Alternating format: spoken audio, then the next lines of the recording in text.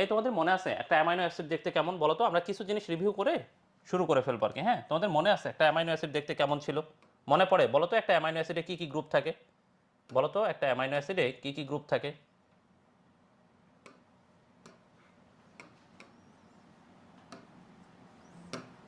তাহলে একটা amino acid, তাই না? কার্বক্সিল অ্যান্ড অ্যামাইনো না ভাইয়া? আস্তে ধীরে পড়ি, বেশি তাড়াতাড়ি পড়লে কম বুঝবো। আচ্ছা আচ্ছা, ঠিক আছে।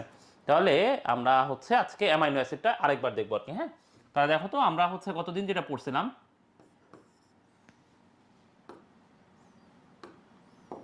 তোমাদের সেই জিনিসটা আমরা আরেকবার একটু রিপিট করবো আর কি। হ্যাঁ, আর সি এইচ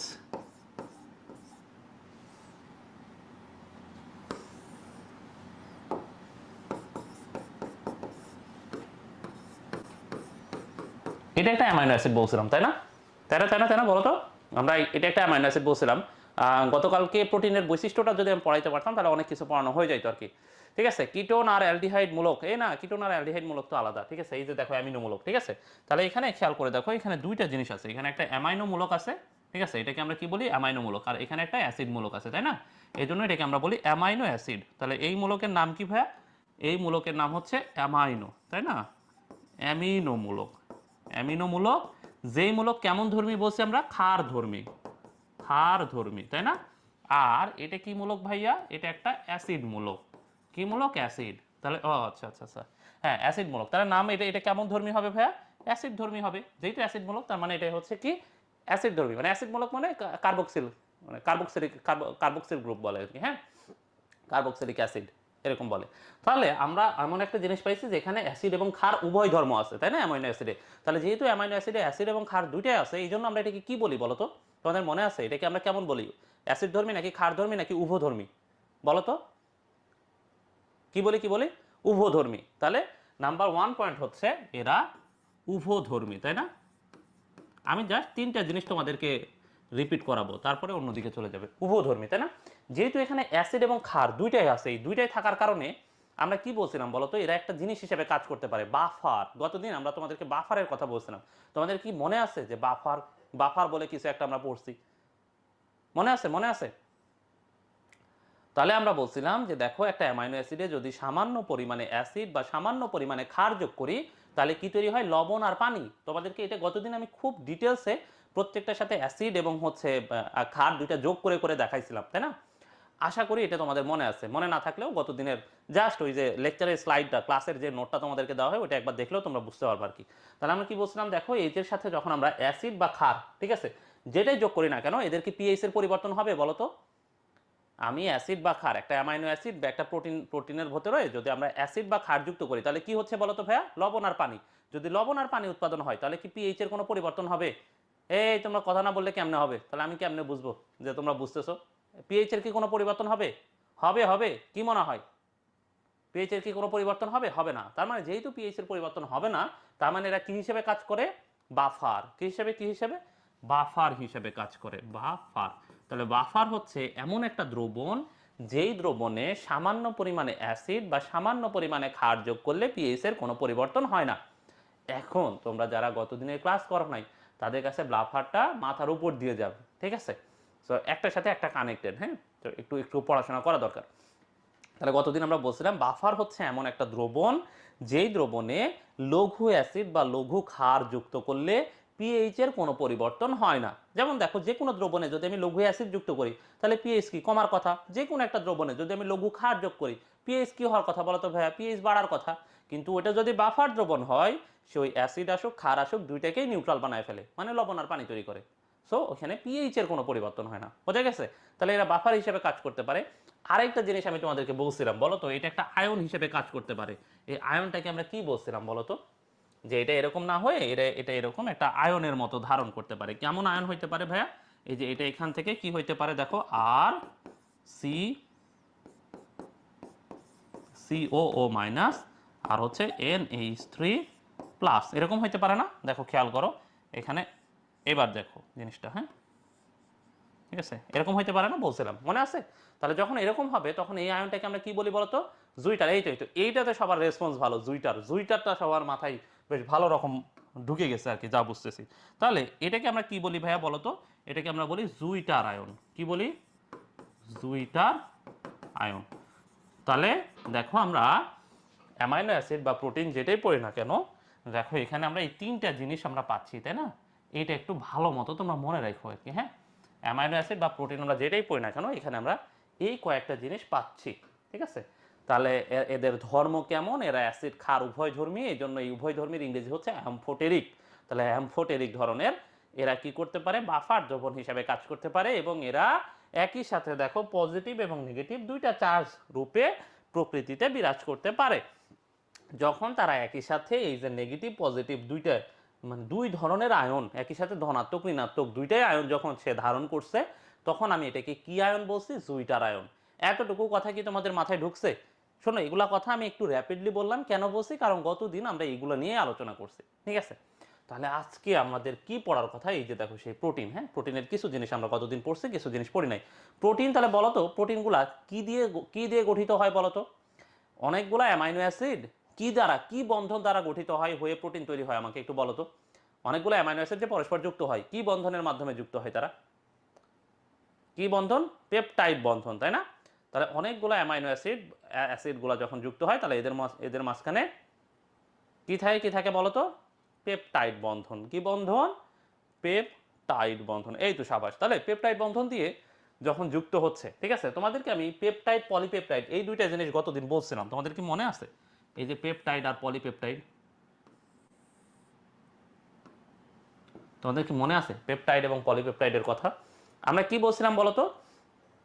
যদি 50টার বেশি অ্যামাইনো অ্যাসিড থাকে তখন এটাকে আমরা কি বলি? পলিপেপটাইড, তাই না? যদি 50টার কম অ্যামাইনো অ্যাসিড থাকে তাহলে এই শিকলটাকে আমরা কি বলি? পেপটাইড শিকল। কি বলি? পেপটাইড। মনে আছে? এইটাই হলো ঘটনা। তাহলে ধরো এই যে এটা একটা পেপটাইড শিকল, ঠিক আছে? আমরা গত দিনের ক্লাসের একদম লাস্ট মুহূর্তে আসছি। হ্যাঁ, মনে করো এটা একটা পলিপেপটাইড। এটা কি? এই যে দেখো, এটা একটা তার, এটা হচ্ছে একটা পলিপেপটাইড, ঠিক আছে? এখানে অনেকগুলো অ্যামাইনো অ্যাসিড পরস্পর যুক্ত হয়েছে। এখন বলো তো, এইটা ফোল্ডেড হয়ে আমি এটাকে এভাবে করতে পারি কিনা? বলো তো, এভাবে করে আমি তাদেরকে হাতে নিয়ে এভাবে এই অবস্থানে আনতে পারি কিনা? বলো তো, এভাবে ফোল্ড করে করতে পারি কিনা বলো তো? তোমরা কি দেখতে পাচ্ছ ঠিকঠাক মতো? দেখো তো, এই যে ফোল্ডেড যখন করলাম, বলো তো আমি যে এটা আসলে করছি, এই যে এই শিকলটাকে বা এই ফিতাটাকে আমি আসলে কি করছি? ফোল্ড করছি না? ফোল্ড করে দেখো তো, আগে তার যেরকম ত্রিমাত্রিক অবস্থান ছিল আর এখন তার ত্রিমাত্রিক অবস্থান আরো বেশি স্পষ্ট হয়েছে কিনা বলো তো? তার দৈর্ঘ্য প্রস্থ উচ্চতার যে ত্রিমাত্রিক অবস্থান সেটা আরো বেশি স্পষ্ট হয়েছে কিনা? হয়েছে না? তাহলে দেখো, যখন আমরা এই যে পেপটাইড শিকলটা আছে, দেখো এক বা একাধিক পেপটাইড শিকল, মানে একটাই পেপটাইড হইতে হবে, ঠিক আছে? একটাই পলিপেপটাইড হইতে হবে এরকম না, এক বা একাধিক পলিপেপটাইড শিকল, ঠিক আছে? ধরো এক বা একাধিক এরকম পলিপেপটাইড শিকলগুলোকে যদি আমরা এরকম ভাঁজ করি, ঠিক আছে, যদি আমরা এরকম ফোল্ড করতে থাকি, ধরো এইভাবে আমরা ফোল্ড করছি, ঠিক আছে? যখন আমরা ফোল্ড করলাম, ধরো এরকম ফোল্ড করে এইভাবে নিয়ে আসি, তখন দেখো সে একটা ত্রিমাত্রিক আকৃতি পাচ্ছে, সে ফোল্ডেড হচ্ছে। এখন যেটা তৈরি হয়েছে এটাকে আমরা বলবো প্রোটিন। এই জিনিসটাকে আমরা কি বলবো ভাইয়া? প্রোটিন। কি বলবো ভাইয়া? প্রোটিন। তাহলে দেখো, যখন সে এই অবস্থায় ছিল তখন আমি এটাকে কি বলছি? পলিপেপটাইড। কি বলছি ভাইয়া? পলিপেপটাইড চেন, তাই না? আর যখনই আমরা এটাকে ফোল্ড করলাম, ঠিক আছে, আরেকবার দেখো, বারবার দেখো, কিন্তু এটা ভোলা যাবে না, ঠিক আছে? যখনই আমরা এটাকে এই যে শিকল বানায় ফেললাম, দেখো এবার হাতে দেখো, এটা কি সামান্য একটা শিকল মনে হচ্ছে না? এই যে দেখো, একদম ত্রিমাত্রিক। এবার এটাকে দেখো, আগের চেয়ে বলো তো, এখন আমি যে হাতে ধরে আছি, ঠিক আছে, বলো তো এটার আগে বেশি জটিল ছিল নাকি এখন বেশি ফোল্ডেড হয়ে জটিল হয়েছে? ফোল্ড কোথায় বেশি হয়েছে বলো তো? একটু আগে তোমাকে যখন আমি হাতের তালুতে দেখাইছি, ওইখানে ফোল্ড বেশি হয়েছে নাকি এই যে এখন আমি যে দুইটা আঙুলে ধরে আছি এখন বেশি ফোল্ড হয়েছে? এখন বেশি ফোল্ড হয়েছে না? তাহলে এই প্রোটিনটা বেশি জটিল। যেই প্রোটিনে ফোল্ড যত বেশি হবে, ঠিক আছে, যেই প্রোটিনে ফোল্ড যত বেশি থাকবে সেই প্রোটিন তত বেশি জটিল হবে। তাহলে তোমরা কি এখন ভাইয়া পলিপেপটাইড এবং প্রোটিনের মধ্যেকার পার্থক্যটা বুঝতে পারছো? একদম হাতে কলমে দেখাই দিলাম। আরো ভালো হইতো যদি একটু কোনো চেইন টেন থাকতো আর কি, ঠিক আছে? থাকলে আরো ভালো ফিল পাওয়া যাইতো, কিন্তু আশা করি যে তোমাদের বোঝার জন্য যেটা দেখানো হয়েছে এটাতে তোমরা রিলেট করতে পারবে। এখন এখন বলো যে তোমরা এটা বুঝছো কিনা ঠিকঠাক মতো। বুঝে থাকলে হ্যাঁ না কিছু একটা বলতে হবে, না হলে আমি আরেকবার রিপিট করব। তোমরা তো বুঝছোই যে এখন পর্যন্ত আমরা কোনো কিছু কিন্তু এরকম হয় নাই যে তোমরা বুঝো নাই, এবং তারপরেও আমরা হচ্ছে না না ঠিক আছে সমস্যা নাই তোমরা পড়ে নিও, এরকম করে আমরা চলে যাই নাই, ঠিক আছে, তাই না? বুঝতে পারছি, ঠিক আছে। তাহলে মৌলি বলছে আরেকবার, আচ্ছা ঠিক আছে, তাহলে মৌলি দেখো এই যে এটা, হ্যাঁ ধরো এই যে এটা তো একটা তার, তাই না? তাহলে মনে করো এটা হচ্ছে পলিপেপটাইড। এটা কি পলিপেপটাইড, ধরো এখানে অসংখ্য অ্যামাইনো অ্যাসিড পরস্পর যুক্ত হয়ে এরকম একটা চেন তৈরি করছে, ঠিক আছে? এখানে ধরো অসংখ্য অ্যামাইনো অ্যাসিড পরস্পর যুক্ত হয়ে কি তৈরি করছে ভাইয়া, এটা একটা পলিপেপটাইড শিকল বা পলিপেপটাইড চেন তৈরি করছে, মানে এখানে পরস্পর পরস্পর অনেকগুলা কি আছে, অ্যামাইনো অ্যাসিড। এবার দেখো এই যে শিকলটা, এই শিকলটাকে চাইলে আমরা এরকম করে ভাঁজ করে ধরো এরকম একটা ফোল্ড বানাইতে পারি। ধরো ফোল্ড করলাম না বলো তো, ঠিক আছে? এই যে দেখো ভাইয়া এই যে ফোল্ড করছি, এখন এটা কিন্তু একটা প্রোটিন হয়ে গেছে। পলিপেপটাইডকে যখনই তুমি ফোল্ড করবা তখনই সেটা প্রোটিন হয়ে যাবে। এখন দেখো এইখানে যত ফোল্ড আছে ভাইয়া, দেখো এখানে যদি আরেকটু করি, দেখো এখন তোমার ফোল্ড আরেকটু বেশি লাগতেছে, তাই না ভাইয়া? দেখো এখন তোমার আরেকটু ফোল্ড বেশি লাগতেছে না ভাইয়া? হ্যাঁ আরেকটু বেশি লাগতেছে। তাহলে দেখো আগের প্রোটিনের চেয়ে এই প্রোটিন একটু বেশি জটিল। আবার দেখো এটাকে আমি আরও বেশি ফোল্ড করে দেখো দুইটা আঙ্গুলের মাঝামাঝি এখানে নিয়ে চলে আসতে পারি।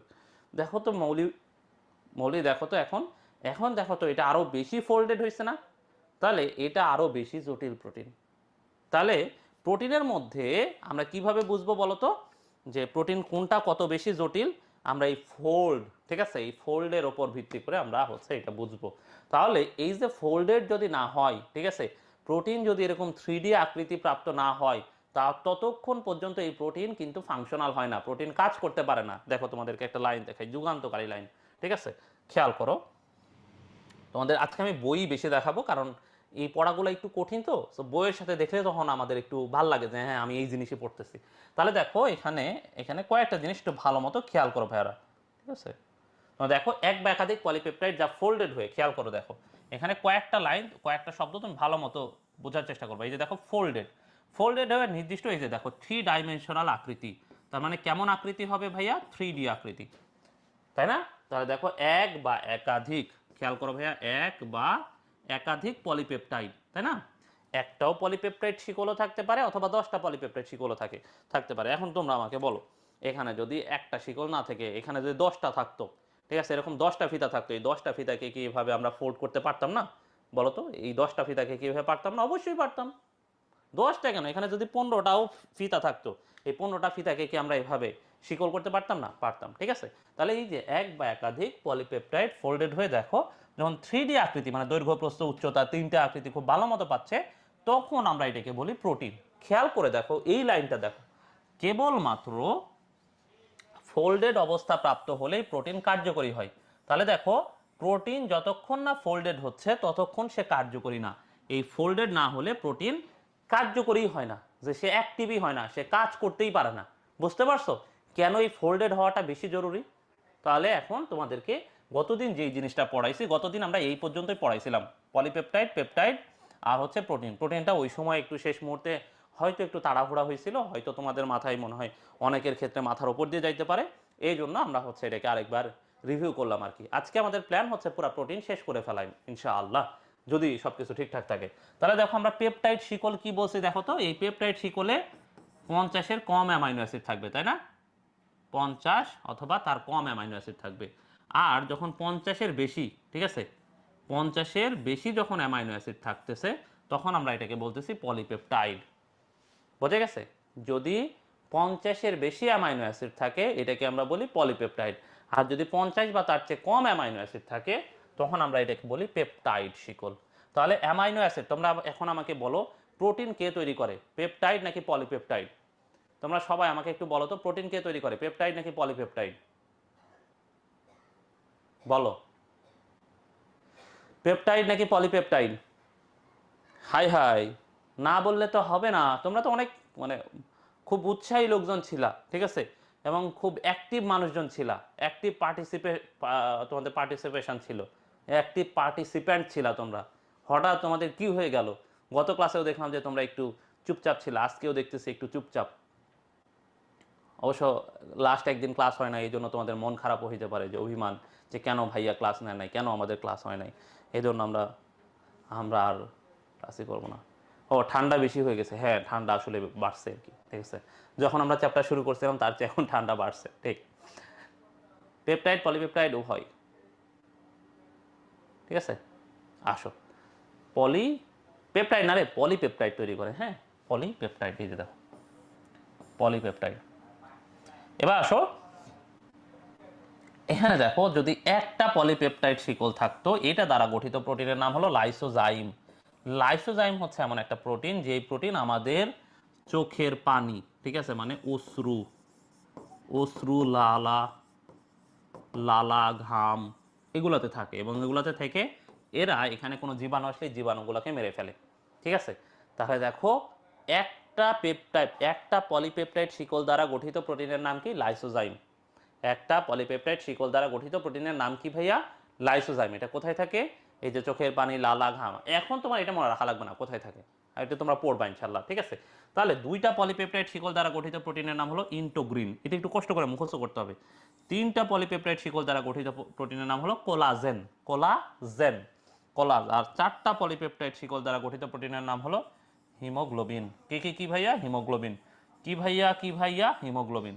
তাহলে দেখো, একটা পলিপেপটাইড শিকল দ্বারা গঠিত প্রোটিনের নাম কি? লাইসোজাইম। হুট করে পরীক্ষায় কোশ্চেন আসবে এরকম, যে নিচের কোন প্রোটিনে দুইটি পলিপেপটাইড শিকল আছে? কোথায়? ইন্টোগ্রিন। অথবা এরকম আসবে, কোলাজেনে কয়টা পলিপেপটাইড শিকল আছে? কয়টা ভাইয়া? তিনটা। হিমোগ্লোবিনে কয়টা পলিপেপটাইড শিকল আছে? চারটা। কয়টা কয়টা কয়টা? চারটা, ঠিক আছে, চারটা। ওকে, এরপরে আসো, আমরা এগুলো যখন শেষ করে ফেলছি, এখন আসো আমরা প্রোটিনের বৈশিষ্ট্য নিয়ে একটু আলাপ আলোচনা করি। হ্যাঁ, প্রোটিনের বৈশিষ্ট্য দেখো, তুমি ম্যাক্সিমাম এখন পারবা, ঠিক আছে। আমরা গতদিন অ্যামাইনো অ্যাসিড এবং এটা নিয়ে যতটুকু আলোচনা করছি, তাতে দেখো তুমি অর্ধেক বৈশিষ্ট্যই পারবা, কয়েকটা তুমি পারবা না, ঠিক আছে। এবার দেখো এখানে কি কি আছে, খেয়াল করে দেখো। আমরা নিচ থেকে আসবো। হ্যাঁ, দেখো প্রোটিনে মনোমারে একই সাথে এই যে দেখো, ক্ষারীয় গ্রুপ, অম্লীয় গ্রুপ দুইটাই আছে, এই জন্য একে অ্যামফোটেরিক বলা হয়, মানে উভধর্মী বলে। কি বলে? কি বলে? অ্যামফোটেরিক বা উভধর্মী বলে। তাহলে দেখো, এটা আমরা পড়ছি, এটা আমরা জানি। এবার দেখো, প্রোটিন সাধারণত তড়িৎধর্মী। ওই যে তড়িৎধর্মী মানে কি? কি আয়ন হিসাবে থাকে? জুইটার আয়ন। যেখানে আয়ন আছে, যেখানে পজিটিভ নেগেটিভ চার্জ আছে, সেটাই তো তড়িৎ ধর্ম, মানে সেখানেই তড়িৎ আছে। তড়িৎ আছে জন্যই তো আমরা পজিটিভ নেগেটিভ চার্জ বলি, তাই না? এবং দেখো, বাফার হিসাবে কাজ করে, বাফার দ্রবণ হিসাবে কাজ করে। তোমাদেরকে আমি বলছি গতদিন বাফার দ্রবণের কাহিনী কি, আজকেও একটু বললাম। এরপরে দেখো, এরপরে খেয়াল করে দেখো, কিছু জিনিস আমরা পারি। এই যে দেখো, এটা কি? কার্বন, হাইড্রোজেন, অক্সিজেন, নাইট্রোজেন দিয়ে গঠিত, তাই না? Carbon, hydrogen, oxygen, nitrogen. আসো তাহলে আমরা একটা প্রোটিনে কাহিনী দেখি। দেখো, প্রোটিন তো তৈরি হয় অ্যামাইনো অ্যাসিড দিয়ে, তাই না? প্রোটিন তৈরি হয় কি দিয়ে ভাইয়া? অ্যামাইনো অ্যাসিড দিয়ে। কি দিয়ে? Amino acid. বলো তো ভাইয়া, এই যে অ্যামাইনো অ্যাসিডে কার্বন, হাইড্রোজেন, অক্সিজেন, নাইট্রোজেন, এটা ছাড়া আর কিছু দেখছো? বলো তো ভাইয়া, কার্বন, হাইড্রোজেন, অক্সিজেন, নাইট্রোজেন, এটা ছাড়া কি আর কিছু দেখা যাচ্ছে? নাই তো। তাহলে কার্বন, হাইড্রোজেন, অক্সিজেন, শুধু এক্সট্রা একটা জিনিস আসছে, সেটাকে নাইট্রোজেন। কে? নাইট্রোজেন। এক্সট্রা একটা জিনিস আসছে, সেটা কে ভাইয়া? নাইট্রোজেন, তাই না? শুধু এইটা হচ্ছে এক্সট্রা, তাছাড়া কার্বন, হাইড্রোজেন, অক্সিজেনই ছিল। তাহলে এটাও আমরা মোটামুটি, ওই যে আমরা এতদিন যা পড়ছি সেখান থেকে মোটামুটি পারি আর কি। হ্যাঁ, এটাও পারি। তাহলে কার্বন, হাইড্রোজেন, অক্সিজেন এবং নাইট্রোজেন দিয়ে গঠিত। ওকে, এর বাইরে দেখো, আমরা মোটামুটি এই বৈশিষ্ট্যটা পারি। প্রোটিনকে আদ্র বিশ্লেষণ করলে অ্যামাইনো অ্যাসিড পাওয়া যাবে, কারণ অসংখ্য অ্যামাইনো অ্যাসিড দিয়ে যেহেতু প্রোটিন গঠিত, সো এই প্রোটিনকে আমরা ভাঙলে কি পাবো? অ্যামাইনো অ্যাসিড পাবো। কাহিনী শেষ। তাহলে দেখো আমরা কি কি বৈশিষ্ট্য পারি। দেখো, 2 নাম্বার বৈশিষ্ট্য। আচ্ছা, আমরা কালার চেঞ্জ করি। হ্যাঁ, দেখো আমরা 2 নাম্বার বৈশিষ্ট্য পারি। খেয়াল করো, আমরা 2 নাম্বার বৈশিষ্ট্য, ঠিক আছে, 2 নাম্বার বৈশিষ্ট্য পারি, ঠিক আছে। এরপরে দেখো, আমরা হচ্ছে এইটা পারি, 5 নাম্বারটা পারি, ঠিক আছে। তারপরে আমরা কি পারি? এই যে 7 নাম্বারটা পারি, এরপরে 8 নাম্বারটা পারি। তাহলে দেখো, আমরা এই কয়টা বৈশিষ্ট্য অটোমেটিক পারি। এতদিন পর্যন্ত আমরা প্রোটিনের যেই জিনিসপত্র পড়ছি, তাতে আমরা 2, 5, 7, 8 এগুলো অটোমেটিক পারি, ঠিক আছে। তাহলে আমরা পারি না কয়েকটা, এটা আসলে যেগুলো আমরা পারি না সেগুলো নিয়ে একটু কথা বলি। দেখো, প্রোটিনগুলা। আচ্ছা, তোমরা কখনো ডিম সিদ্ধ করা দেখছো? তোমরা কখনো সিদ্ধ ডিম খাইছো? তোমরা কি কখনো সিদ্ধ ডিম খাইছো? আচ্ছা, হ্যাঁ। তাহলে আচ্ছা, তোমরা যে সিদ্ধ ডিম খাইছো, এই যে পারভেজ কখনো সিদ্ধ ডিম খায় নাই, দেখছো তার জীবন কত কত ব্যর্থ, বৃথা একটা জীবন, তাই না? তো এই যে ডিম, ঠিক আছে, যখন ডিম আমরা দেখি, ডিম তো তরল থাকে, তাই না? যখন কাঁচা অবস্থায় থাকে তখন তো ডিম তরল। আচ্ছা, এই যে তাপ দেওয়ার পরে ডিমটা কি হয়ে গেল বলো তো? তাপ দেওয়ার পরে এই প্রোটিনটা জমাট বেঁধে গেছে না? তাহলে আগে ছিল কঠিন, আগে ছিল তরল, তরল থেকে তাপ দেওয়ার পরে কি এরা আর তরল থাকে নাকি কঠিন হয়ে যায় বলো তো ভাইয়া? তাপ দেওয়ার পরে কি এরা তরল নাকি কঠিন হয়ে গেছে?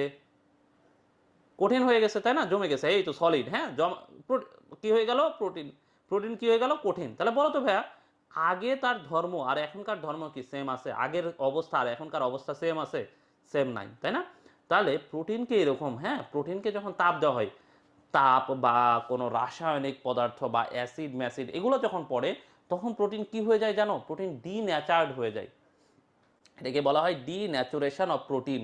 ডি, ডি মানে নাই, ন্যাচারেশন, ঠিক আছে, মানে তার নেচার, তার যে নেচার ছিল সেই নেচার নষ্ট হয়ে যাওয়া, তার নেচার ধ্বংস হয়ে যাওয়া, ডিলেট হয়ে যাওয়া, এটাকে আমরা কি বলি?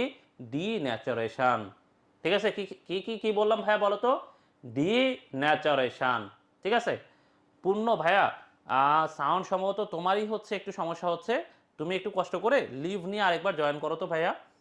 ঠিক আছে, তাহলে আমরা কি বললাম দেখো, এই যে প্রোটিন একবার ডিন্যাচার্ড হয়ে গেলে, ঠিক আছে, একবার প্রোটিনের এই যে নেচার ডিন্যাচার্ড হয়ে গেলে, মানে তার নেচার পরিবর্তন হয়ে গেলে, কোনোভাবে এই প্রোটিনকে তুমি আর আগের অবস্থায় ফিরিয়ে নিয়ে আসতে পারবে না। ঠিক আছে, যেমন দেখো একটা সিদ্ধ ডিমকে তুমি হাজার তাপ দিয়ে তো তাকে সিদ্ধ বানাইছো, এখন ধরো সারা জীবন যদি তপস্যা করো, সারা জীবন যদি আল্লাহ আল্লাহ করো, এই সিদ্ধ ডিমকে কি আবার আগের অবস্থায় ফেরত নিয়ে যেতে পারবা? জীবনে কোনোদিন দেখছো যে ডিম সিদ্ধ, আজকে তো ডিম খাইতে ভালো লাগতেছে না, ডিম তো সিদ্ধ করে ফেলছি, বা ডিমের যারা দোকানদার তারা, আহা ডিম তো সিদ্ধ হয়ে গেছে, তাহলে এখন ডিমটাকে বরফের মধ্যে ডুবে রাখি, তাহলে আবার ডিম আগের তরল অবস্থায় চলে যাবে, এরকম কখনো হয়? কখনো হয়েছে দেখছো? হয় না। তাহলে দেখো, প্রোটিনের এমন ধর্ম, প্রোটিন এমন বদ যে একবার সে যদি ডিন্যাচার্ড হয়ে যায়, তাহলে সে কোনোভাবেই আর আগের অবস্থায় ফেরত আসবে না। সিদ্ধ ডিমকে আরো তাপ দিলে, আরো তাপ দিলে আস্তে আস্তে আস্তে আস্তে ও ওই রকমই থাকবে, ও কঠিনই থাকবে, কিন্তু আস্তে আস্তে একসময় পুড়ে যাবে। ঠিক আছে, ও তো কঠিন হয়ে গেছে, তুমি আরো তাপ দিয়ে ওই যে, ঠিক আছে, কার্বন, কার্বন থেকে কার্বন, ওই যে কয়লা, কয়লা থেকে তুমি একসময় হিরক তৈরি করবা, হীরা তৈরি করবা, এরকম না যে সিদ্ধ ডিম একসময় হীরা হয়ে যাবে। ঠিক আছে, হ্যাঁ, অবশ্য নাবিল একটা কথা বলছে যে ভাই অধিক তপস্যার ফলে আল্লাহ রাজিও হতে পারে, হ্যাঁ সেটা আলাদা, মানে সেটা তো আর মানে স্বাভাবিক কোনো হিসাব না, সেটা হয়তো অলৌকিক সৃষ্টিকর্তার বিশেষ কোনো ক্ষমতার কারণে হইতে পারে। ঠিক আছে, কিন্তু কোনোভাবে স্বাভাবিকভাবে কোনোদিন জীবনে দেখছো একবার ডিম সিদ্ধ হয়ে গেছে, সেই ডিম আবার আগের অবস্থায় গেছে? সো এটা তোমাদের কাছে খুবই বেশি পরিচিত, এই জন্য আমরা এই উদাহরণটা বললাম। তাহলে এখান থেকে তোমরা বুঝবা যে প্রোটিন একবার ডিন্যাচার্ড হয়ে গেলে, ধরো প্রোটিনকে যদি একবার তাপ দিয়ে ধরো নষ্ট করে ফেলছো, বা তার ভেতরে কোনো অ্যাসিড মারছো, বা সেখানে কোনো রাসায়নিক পদার্থ দিছো, দিয়ে এটা ধর্মটাকে একবার নষ্ট করে ফেলছো, মানে ডিন্যাচারেশন মানে তো তার ধর্ম নষ্ট করে ফেলা, ডি মানে নাই, তার ধর্ম ডিলিট করে ফেলা, এটাকে কোনোদিন কোনোভাবে আর আগের অবস্থায় ফেরত নিয়ে আসতে পারবা না। এই জন্য ভাইয়া তোমাদেরকে আর একটা জিনিস, ঠিক আছে, ঠিক আছে, তাহলে এই যে পারভেজ করে দেখাবে ইনশাআল্লাহ, পারভেজ হচ্ছে নেক্সট ক্লাসের আগে সে প্রোটিনকে, ওই যে সিদ্ধ ডিমকে আবার আগের অবস্থায় ফিরিয়ে নিয়ে এসে একটা ভিডিও বানায় আমাদের টেলিগ্রাম গ্রুপে দিবে ইনশাআল্লাহ। হ্যাঁ, এবং হচ্ছে ওই যে আমাদের রেটিনা এইচএসসি 27 গ্রুপ আছে, সেখানে ওই ভিডিও পোস্ট করবে, এবং আমরা ওইখানে তার পারভেজের এই অসামান্য কৃতিত্বের জন্য আমরা তাকে রেটিনা থেকে অনেক অনেক অনেক অনেক পুরস্কার তার বাসায় পাঠিয়ে দিব, লাইভ করে, লাইভে তাকে হচ্ছে আমরা পুরস্কার, ঠিক আছে, হাতে ধরাই দিব ইনশাআল্লাহ। ঠিক আছে, ওকে ওকে। তাহলে আসো আমরা, ও মমিনুল ইসলাম মমিন তো নোবেলই দিয়ে দিবে। আচ্ছা না, সমস্যা নাই, তোমার হাতে যেহেতু নোবেল নাই, আমাদের হাতে অনেক কিছু আছে, যেমন ধরো এই যে রেটিনার টি শার্ট আছে, রেটিনার ওয়াটার পট আছে, রেটিনার ভালো খুব সুন্দর একটা মগ আছে। ঠিক আছে, তারপরে আর কি কি আছে, আহ, আরো আরো অনেকগুলা কি কি যেন আছে রেটিনার। ঠিক আছে, এগুলা এগুলা, ঠিক আছে, এগুলা আমরা দিয়ে দিব আর কি। হ্যাঁ, আরো ক্রেস্ট মেস্ট অনেকগুলা বানানো আছে। হ্যাঁ, যে পানির পট আছে, আবার হচ্ছে খুব সুন্দর স্ট্যান্ড আছে, তোমার হচ্ছে এই যে পেন্সিল স্ট্যান্ড, পেন স্ট্যান্ড, এগুলোও আছে। ঠিক আছে, আসো, ঠিক আছে, ওকে।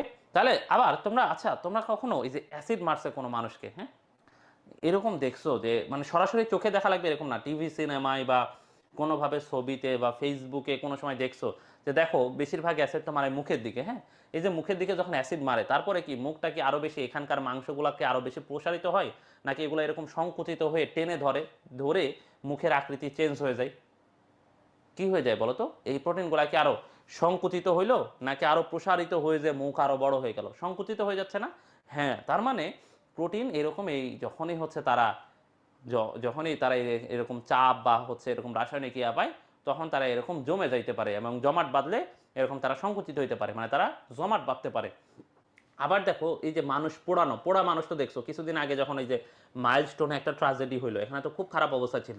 ওইখানে যখন মানুষজন পুড়ে পুড়ে বেরোচ্ছিল, তখন কি মানুষজন কি এভাবে হাত পা ছড়ায় ছিটিয়া ছিল, নাকি এভাবে আস্তে আস্তে যেগুলা পোড়া মানুষ বা পোড়া পোড়া বডি বের হওয়া দেখছো তোমরা মোটামুটি সবাই দেখছো, যেহেতু তোমরা অনলাইনে ক্লাস করতেছো তার মানে তোমাদের অনলাইনের অ্যাক্সেস আছে এবং ওই জিনিসগুলো তোমরা দেখছো। তাহলে এই যে এইভাবে যখন এই হাত পা এইভাবে সংকুচিত হয়েছিল না, কুকড়ে ছিল না, ঠিক আছে, এরকমই তো ছিল। তার মানে দেখো প্রোটিনগুলাকে আলটিমেটলি তুমি যদি, ঠিক আছে, ও সাবিহা নিজের চোখে দেখছে, তাহলে মনে হয় সে আশেপাশেই, তাহলে তার কলেজেই হইতে পারে বা হচ্ছে সে আশপাশ থেকে দেখছে আর কি। হ্যাঁ, তাহলে দেখো প্রোটিনকে যদি আমরা ইয়া করি তাহলে প্রোটিন জমাট বেঁধে যায়, অ্যাসিড ট্যাসিড প্রয়োগ করলে বা তাপ টাপ এগুলো প্রয়োগ করলে প্রোটিন কি হইতে পারে, এরকম প্রোটিন জমাট বেঁধে যায়, ঠিক আছে। আর কখনো এরকম দেখছো যে এই প্রোটিনটা আবার আগের অবস্থায় ফিরে গেছে? যদি এরকম হইতো তাহলে দেখো যে পুড়ে গেছে, পুড়ে যে জায়গায় এরকম এরকম মাংস টাংস ধরো ঝুলছে, যে এরকম জমাট বেঁধে আছে, এগুলো আস্তে আস্তে আগের মতো আগের রূপ লাবণ্য ফিরে আসতো না? তাহলে অ্যাসিড মারা মানুষগুলা কি আর ওই রকম থাকতো সারা জীবন? আস্তে আস্তে আবার আগের যে রূপ যৌবন ছিল সেটাতে চলে যাইতো না? যাইতো। কিন্তু কেন যায় না? ওই যে প্রোটিনের এই এই এই দুষ্ট স্বভাবের কারণে, এই নেচারের কারণে, যে প্রোটিন একবার ডিনেচার্ড হলে সে আর কখনো আগের অবস্থায় ফিরে আসে না। ওকে, তাহলে এখান থেকে দেখো আমি তোমাদেরকে দুইটা জিনিস পড়ায় ফেলছি, ঠিক আছে। একটা কি দেখো, অ্যাসিড প্রয়োগ করলে, খেয়াল করো এই বৈশিষ্ট্যটা তোমাদেরকে আমি পড়ায় ফেলছি 6 নাম্বার। অ্যাসিড প্রয়োগ করলে প্রোটিন জমাট বেঁধে যায়, এই যে তঞ্জিত হয় মানে জমাট বেঁধে যায় আর কি। হ্যাঁ, এবং এর আণবিক গঠনও পরিবর্তিত হয়, এই যে দেখো আণবিক গঠনও পরিবর্তিত হয়ে যায়। এই যে গঠন পরিবর্তন হয় এই জন্যই তো আলটিমেটলি ওই যে ডিন্যাচারেশন হচ্ছে এবং প্রোটিন আর আগের অবস্থায় ফিরে আসতে পারতেছে না, ঠিক আছে। এটা আমি পড়াইলাম। আবার দেখো তোমাদেরকে আরেকটা জিনিস পড়াইছি 3 নাম্বার বৈশিষ্ট্য।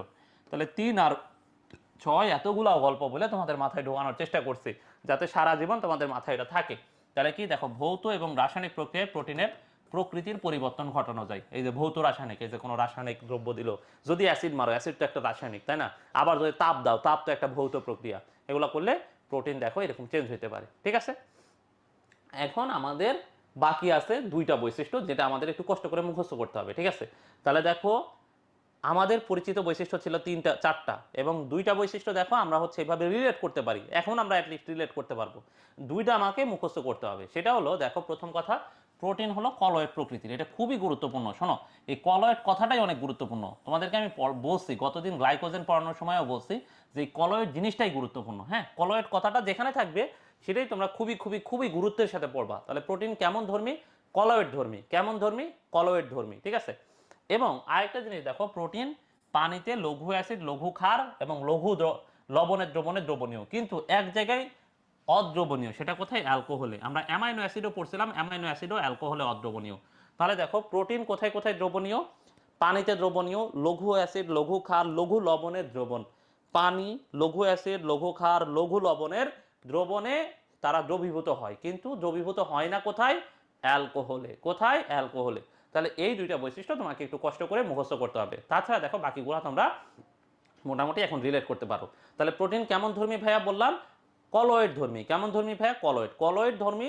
কলয়েডের ওই যে দ্রবণ বিশ্লেষণও আমরা হচ্ছে কতদিন বলছিলাম যে ধরো একটা কিসমিসকে যদি পানিতে হচ্ছে দিয়ে মিশায় ফেলো, অথবা ধরো বালু, হ্যাঁ ধরো বালু নিয়ে এসে ধরো পানিতে মিশাচ্ছ, যেমন দ্রবণ পাবা ওইটা অনেকটা, ওইটাকে বলা হয় যে কলয়েড কলয়েড দ্রবণ, এটা তুমি বলতে পারো, ঠিক আছে। চেষ্টা এরকম। তাহলে কলয়েডের এত এত গুরুত্ব কেন? কারণ আমাদের যে রক্তে, তোমরা কি জানো ভাই আমাদের রক্তে পানি থাকে? তোমরা কে কে জানো যে আমাদের রক্তে পানি আছে? কেন অ্যালকোহলে অদ্রবণীয়? কারণ অ্যালকোহলের সাথে ওই যে পোলারিটি তৈরি করতে পারে না, এটা হলো ঝামেলা, ঠিক আছে। পানিতে দ্রবণীয় মানে ওই যে ওরা পোলার পোলার হয়ে পরস্পরকে আকর্ষণ করতে পারে এই জন্য। হ্যাঁ, তাহলে দেখো কি যেন বলতেছিলাম ভাইয়া, আমাদের রক্তে পানি আছে। এই যে পানি, এই পানি কে ধরে রাখে জানো? এই যে প্রোটিনের কলয়েড ধর্মের কারণে। এই কলয়েড, এই যে প্রোটিন যে কলয়েড ধর্মী বলছি না, এই কলয়েড বৈশিষ্ট্যের কারণে প্রোটিন পানি ধরে রাখতে পারে। তোমরা জানো আমাদের রক্তে অনেকগুলো প্রোটিন আছে, বিশেষ করে অ্যালবুমিন এবং গ্লোবিউলিন। আমাদের রক্তরসে খুবই ম্যাসিভ পরিমাণে, আমাদের রক্তরসের ম্যাক্সিমাম প্রোটিনই যদি শতকরা হিসাব করো, অলমোস্ট 70-80% প্রোটিনই হচ্ছে অ্যালবুমিন আর গ্লোবিউলিন। কে কে ভাইয়া? অ্যালবুমিন আর গ্লোবিউলিন, ঠিক আছে। অ্যালবুমিন আর গ্লোবিউলিন, এই অ্যালবুমিন আর গ্লোবিউলিন কি করতে পারে ভাইয়া? পানি ধরে রাখতে পারে। এই কারণে আমাদের রক্তে পানি আছে। তোমরা জানো এই যে যাদের যাদের লিভারের সমস্যা হয়, ঠিক আছে, যাদের লিভারের সমস্যা হয়, যে সকল পেশেন্ট লিভার ডিজিজে, সিরিয়াস লিভার ডিজিজে ভোগে, ঠিক আছে, তাদের দেখবা যদি তোমাদের ফ্যামিলিতে বা আশেপাশে গ্রামে গঞ্জে কাউরে দেখে থাকো আত্মীয় স্বজনের মধ্যে, দেখবা যার হচ্ছে এই যে লিভারের সমস্যা হয়েছে, দেখবা তার পেট ফুলে যায়, ঠিক আছে। তা কি হয়ে যায়, পেট ফুলে যায়। এই পেট কেন ফুলে জানো, তারপর আস্তে আস্তে দেখবা পুরো বডি ফুলে যাচ্ছে। ঠিক আছে, এটার কারণ হচ্ছে আমাদের দেহে যে প্রোটিনগুলো তৈরি হয়, কে তৈরি করে জানো, লিভার। কে তৈরি করে, লিভার।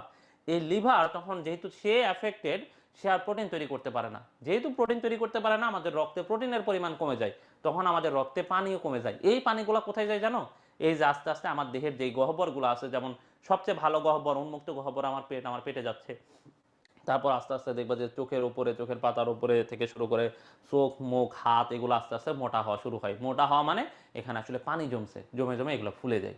মোটা হয় না, আসলে ফুলে যায়। ঠিক আছে, হ্যাঁ, এই যে এই জন্যই খালেদা জিয়া এরকম ফুলে গেছে ভাইয়া। হ্যাঁ, এই তো সাবিয়া, তোমরা তো দেখি অনেক জ্ঞানী, অনেক মেধাবী মানুষজন, কিভাবে কোনটার সাথে কি রিলেট করতে পারো, যাক পারো। হ্যাঁ, তো লিভারের সমস্যা হলে এই ঝামেলাটা হয় আর কি। হ্যাঁ, বুঝতে পারছো? এই কারণে তাহলে দেখো, আমাদের রক্তে পানি আছে, আমাদের রক্ত ঠিকঠাক আছে অনলি যে দেখো এই একটা ধর্মের কারণে, এই কলয়েড ধর্মের কারণে। এই জন্য কলয়েড কথাটা যেখানে পাবা সেখানে তোমরা মনে রাখবো, যেটা এটা খুব গুরুত্বপূর্ণ। হ্যাঁ, ওকে, তাহলে বলো প্রোটিনের বৈশিষ্ট্য নিয়ে তোমাদের আর কারো কোনো সমস্যা আছে? কারো কোনো সমস্যা আছে? ভাইয়া ন্যাচারালি কি জেন্ডার চেঞ্জ পসিবল? না, এই ন্যাচারালি জেন্ডার চেঞ্জ আসলে পসিবল না। হ্যাঁ, ওই জিনিসপত্র সব কিছু চেঞ্জ হবে না, তোমার হয়তো তোমার বৈশিষ্ট্য চেঞ্জ হবে। ধরো আমি হঠাৎ, ধরো আমার তো এখন দেখে টেস্টোস্টেরন বেশি এবং ইস্ট্রোজেন প্রজেস্টেরন কম, এই কারণে ধরো আমার বৈশিষ্ট্য কেমন, আমার দেখে ছেলে মনে হইতেছে না। দেখো আমার কথাবার্তা, কণ্ঠস্বর, আমার দৈহিক গঠন, চলাফেরা, হাত পায়ের গঠন দেখে তো ছেলেই মনে হচ্ছে। এখন ধরো হঠাৎ করে আল্লাহ না করুক এরকম হইলে আমার টেস্টোস্টেরনের লেভেল একদম লো হয়ে গেল এবং ইস্ট্রোজেন প্রজেস্টেরন অনেক বেড়ে গেল, তখন কি হবে, দেখা যাবে আমার এই কথা আমি এমনিই বলতেছি কিন্তু কথাটা একটু মেয়েলি মেয়েলি চলে চলে আসবে। দেখবা যে এখন আমি এখানে যেভাবে হাত নাড়াচ্ছি, ডেফিনেটলি কোনো আপু যদি ক্লাস নিত, নিশ্চয়ই তার হাত নড়ানো একটু একটু হলেও চেঞ্জ হইতো। কারণ ছেলেদের বডির মুভমেন্ট, মেয়েদের বডির মুভমেন্ট একটু আলাদা না, তো তখন দেখা যায় যে তখন আমার বৈশিষ্ট্যের মধ্যে একটু মেলি মেলি ভাব আসতো, যেটা আমরা হিজড়াদের মধ্যে অনেক ভালো দেখি। দেখবা হিজড়ারা তো ছেলেই, দেখতে তো ছেলেই মনে হয়, কিন্তু মানে মাঝামাঝি মনে হয় একটু ছেলে ছেলে ছেলে ছেলে বেশি মনে হয়, কিন্তু দেখবা যে ওরা কেমন কেমন করে হাত টাত নড়াচড়া করে, কেমন কেমন ইয়ে করে। এই জিনিসটা, এই একটা ঝামেলা হইতো আর কি, বুঝছো? যদি কোনোভাবে আমার এই ঝামেলা হইতো, তা দেখা যাইতো এই যে পরে, এই যে আমি ভাইয়া ক্লাস নিচ্ছি, পরে মাঝামাঝি হয়ে গেলাম আর কি, অর্ধ ভাইয়া। কিন্তু আমার যে অঙ্গ প্রত্যঙ্গ আছে, ঠিক আছে, সেগুলো তো ছেলেদেরই, সেগুলা হুট করে রাতারাতি পরিবর্তন হয়ে যাবে না। এটা হইতে পারে যে সেগুলোর ফাংশন নাই হয়ে গেছে, সেগুলা সেগুলা সেগুলা নিষ্ক্রিয় হয়ে গেছে, এরকম হইতে পারে। হঠাৎ হঠাৎ অনেকেই মেয়ে হয়ে যায় না, ওইটা ওইরকম না। ওই যে আচার আচরণে, স্বভাবগত দিক থেকে তারা মানসিকভাবে মেয়ে হয়ে গেছে বা মানসিকভাবে তারা ছেলে হয়ে গেছে, এরকম হয়। হ্যাঁ, এখন এরকম কিছু হইলে তো এখন সবাই ওইটাকে নিউজ বানায় যে দেখুন অমুক গ্রামে এক রাতের মধ্যে মেয়ে মানুষ ছেলে হয়ে গেছে, কি আশ্চর্য। ঠিক আছে, আর সাথে সাথে আমরা ওইটা দেখি, ওই ভিডিও দেখি, তো ওনারা তো ভিউ কামাবে, এই জন্য তারা এরকম এরকম বিজ্ঞাপন দেয় আর কি। হ্যাঁ, আসল কাহিনী দেখলে দেখবো যে আসল কাহিনী এরকম না। তাহলে আসো আমরা তোমাদেরকে একটা জিনিস বলছিলাম, যে আমাদের দেহ, মানুষের দেহ কি দ্বারা তৈরি বলতো মূলত, আমাদের জীব দেহ মূলত কি দ্বারা তৈরি বলতো,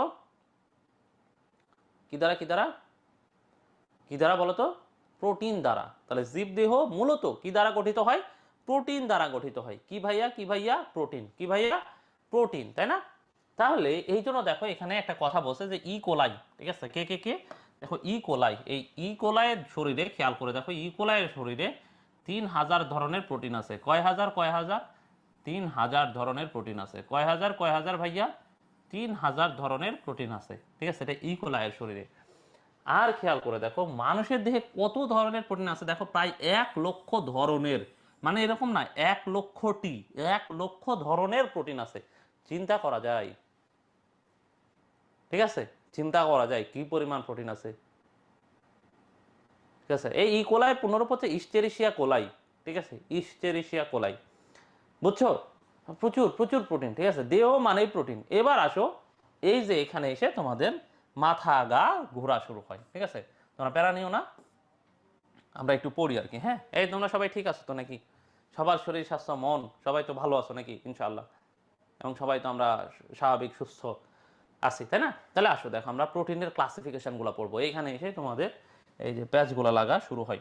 তাহলে আসো আমরা কোথায় একটু ভালো জায়গা দেখি। হ্যাঁ, ভালো জায়গা, এই যে প্রোটিনের এই গঠন টঠন, এবং প্রোটিন কোথায় তৈরি হয় তোমরা তো জানো সবাই। বলো তো প্রোটিন কোথায় তৈরি হয়?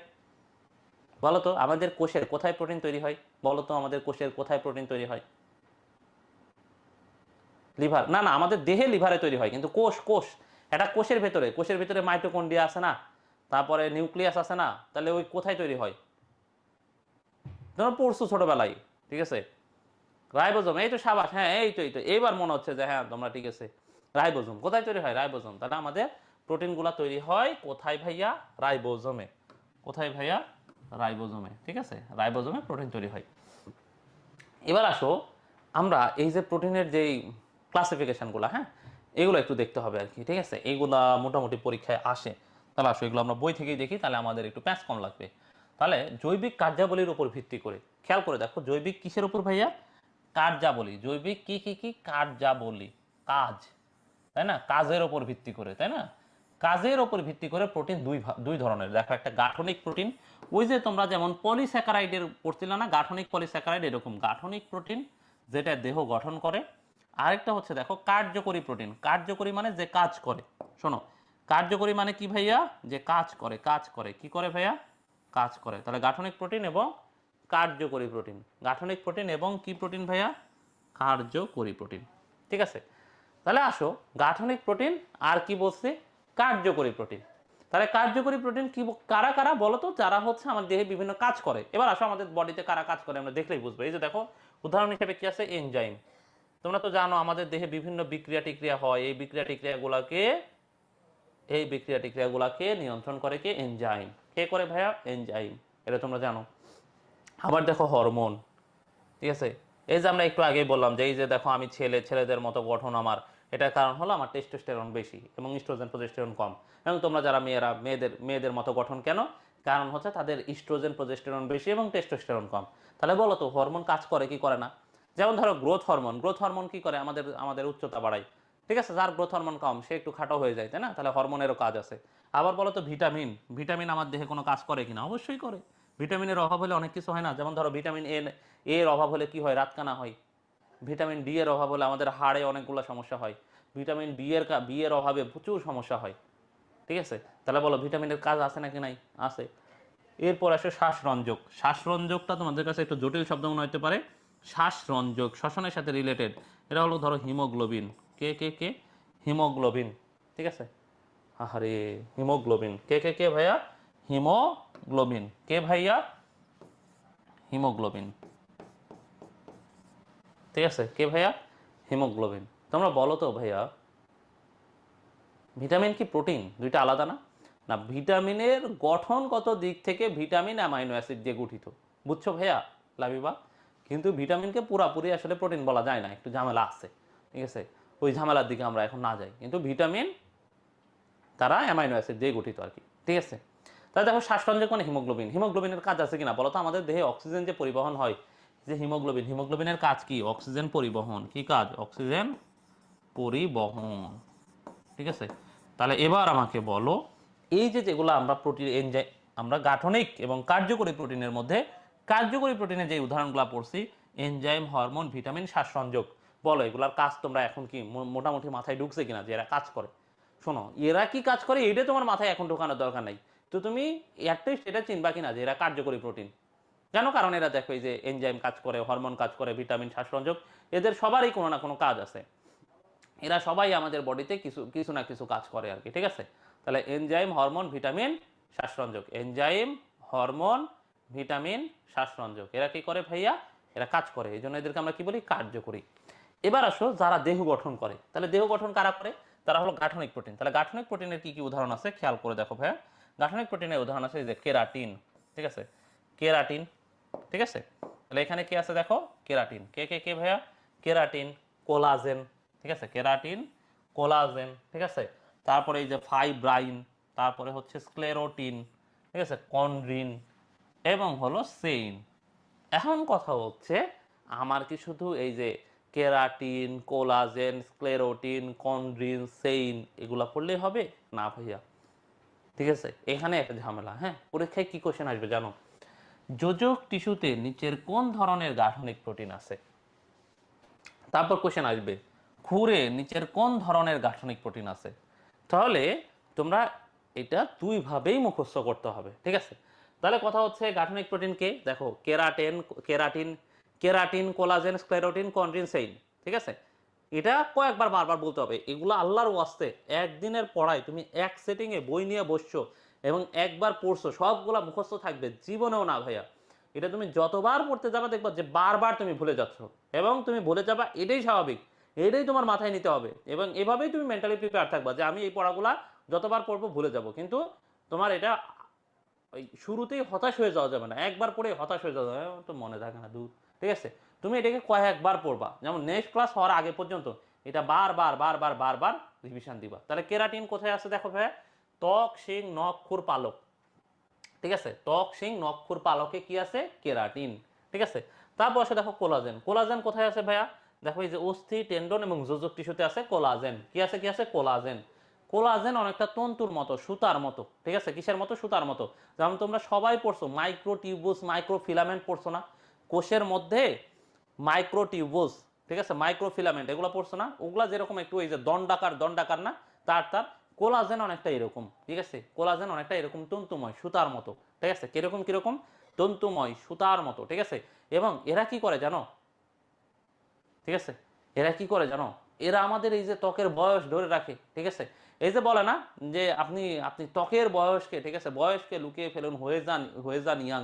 কিছু মানুষ আছে না, দেখো আমার বয়সে আমার যে স্কিন যেরকম আছে, বলো তো আমার দাদার স্কিন কি এরকম, বা আমার নানার স্কিন কি এরকম, এরকম থাকে নাকি? তাদের কি হয়ে যায় বলো তো, বয়স বৃদ্ধির সাথে সাথে যখন আমাদের 60 বছর 70 বছর হয়ে যায়, তখন আমাদের চামড়ার কি সমস্যা হয়?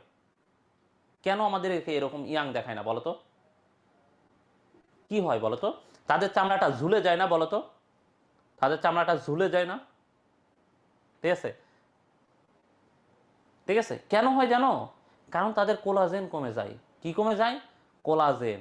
এবং এই যে আমাদের স্কিনগুলো যে টাইট হয়ে আছে, টান টান হয়ে আছে, কে এরকম টান টান করে ধরে রাখছে জানো? ওই যে সুতার মতো কোলাজেন।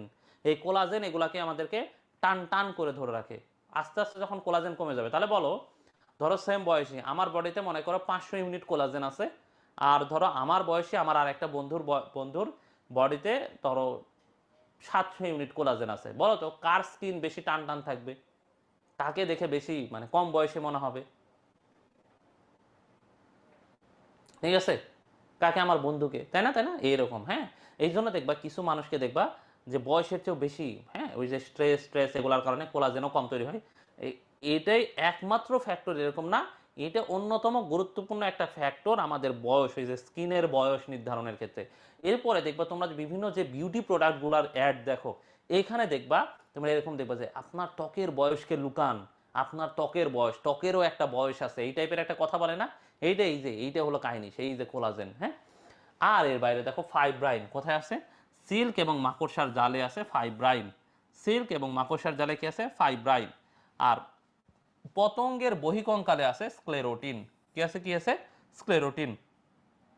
পতঙ্গ, পতঙ্গ, ঠিক আছে, যারা আর্থ্রোপোডা পর্বের, তাদের বহিকঙ্কালে কি আছে ভাইয়া? স্ক্লেরোটিন।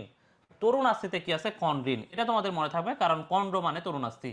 তোমরা যেখানে যেখানে তরুণাস্থি পাবা সেখানে সেখানে দেখবা কন্ড্রো, কন্ড্রিন, ঠিক আছে, এই টাইপের জিনিস আছে, এই কথা লেখা আছে। কন্ড্রিন মানে, কন্ড্রো মানেই তরুণাস্থি, তাহলে তরুণাস্থিতে কি আছে? কন্ড্রিন। অস্থিতে কি আছে ভাইয়া? সেইন। অস্থিতে কি আছে? সেইন, সেইন। তাহলে অস্থিতে কি আছে ভাইয়া? সেইন। অস্থিতে কি আছে? সেইন।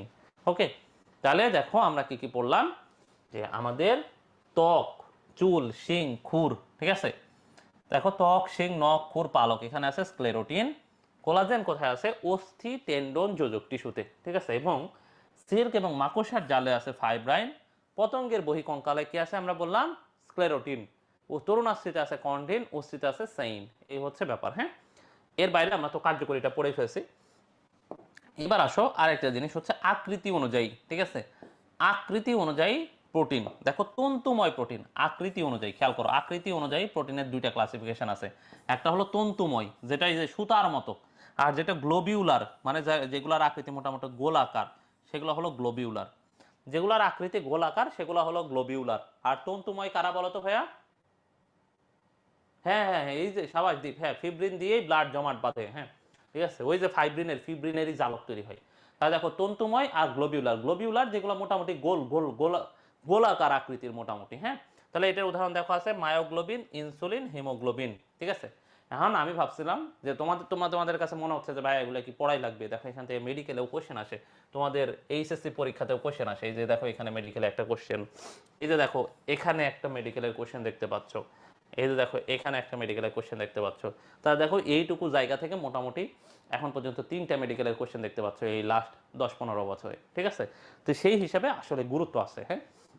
এবং আবারও বলতেছি ভাইয়া, একবারে হবে না, হ্যাঁ, বারবার বারবার পড়তে হবে, ঠিক আছে? এবং প্রোটিনের উদাহরণটাই এই চ্যাপ্টারে সবচেয়ে বেশি কঠিন লাগে, এরপরে আর কোনো কিছুই তোমাদের এত বেশি কঠিন লাগবে না। এই প্রোটিনের চেয়ে লিপিড একটু সোজা আছে, লিপিডের চেয়ে এনজাইম আরও সোজা, ঠিক আছে? তাহলে গঠন অনুসারে আমরা কি বললাম, গ্লোবিউলার কে কে দেখো তো ভাইয়া, মায়োগ্লোবিন, ইনসুলিন আর হচ্ছে হিমোগ্লোবিন। মায়োগ্লোবিন, ইনসুলিন আর হিমোগ্লোবিন, ওকে।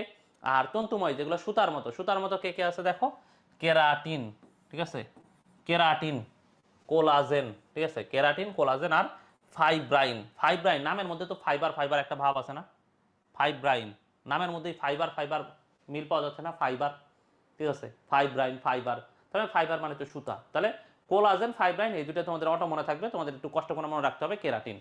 কাকে মনে রাখতে হবে, যে এই যে কেরাটিন সাহেবকে একটু মনে রাখতে হবে, তাহলে কেরাটিন, কোলাজেন, ফাইব্রাইন, ঠিক আছে। এরপরে আসো গঠন অনুসারে প্রোটিনের শ্রেণী বিভাগ। কি অনুসারে দেখো, গঠন, খেয়াল করে দেখো, প্রাইমারি প্রোটিন, এগুলো তোমাদেরকে আমি দেখাইছি শুরুতে ক্লাসের, খেয়াল করো, primary protein, secondary protein, tertiary protein আর হলো কোয়াটারনারি প্রোটিন। এগুলো কিভাবে হয়েছে জানো, গঠন অনুসারে না, ওই যে ফোল্ডের ওপর ভিত্তি করে, যার ফোল্ড যত যত বেশি কমপ্লেক্স সে তত বেশি জটিল ধরনের প্রোটিন, ঠিক আছে? তাহলে ধরো যার ফোল্ড একটু একটু কম সে প্রাইমারি, প্রাইমারির চেয়ে যার ফোল্ড একটু বেশি সে সেকেন্ডারি, সেকেন্ডারির চেয়েও যার ফোল্ড আরেকটু বেশি সে হলো টারশিয়ারি প্রোটিন, টারশিয়ারির চেয়েও যার ফোল্ড বেশি সে হলো কোয়াটারনারি প্রোটিন। কি প্রোটিন, কি প্রোটিন, কোয়াটারনারি প্রোটিন, ঠিক আছে? তাহলে দেখো গঠন অনুসারে প্রোটিন কয় প্রকার ভাইয়া, 4 প্রকার। কি কি, primary, secondary, tertiary, quaternary, primary, secondary, tertiary, quaternary, okay. এবার আসো এই যে তোমাদেরকে এই ছবিগুলো একটু দেখাই, হ্যাঁ, এই ছবিগুলো আঁকাইতে হবে না, কোনো পরীক্ষা আসবে না, জাস্ট তোমরা একটু দেখো আর কি, হ্যাঁ। এই যে এটা হলো প্রাইমারি প্রোটিন, ঠিক আছে। এই যে দেখো প্রথমে দেখো এখানে এখানে তেমন কোনো প্যাচ পুচি নাই, ঠিক আছে, তেমন কোনো প্যাচ পুচি নাই, খেয়াল করো, মোটামুটি দেখলে তুমি বুঝবা এখানে কোনো ঝামেলা নাই, ঠিক আছে, এরা খুবই খুবই স্মুথলি আছে আর কি, হ্যাঁ।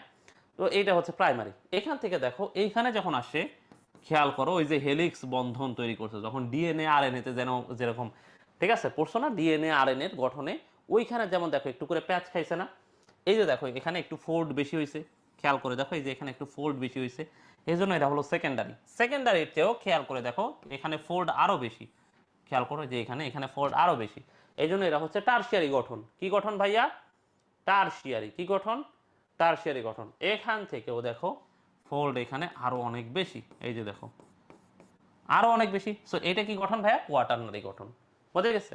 সো এগুলা আমাদের প্যারা নেওয়ার দরকার নেই, এগুলো ছবি টবি আঁকাইতে হবে এরকম না, জাস্ট তোমরা জানো আর কি, প্রাইমারি, সেকেন্ডারি, টারশিয়ারি এবং কোয়াটারনারি, হ্যাঁ।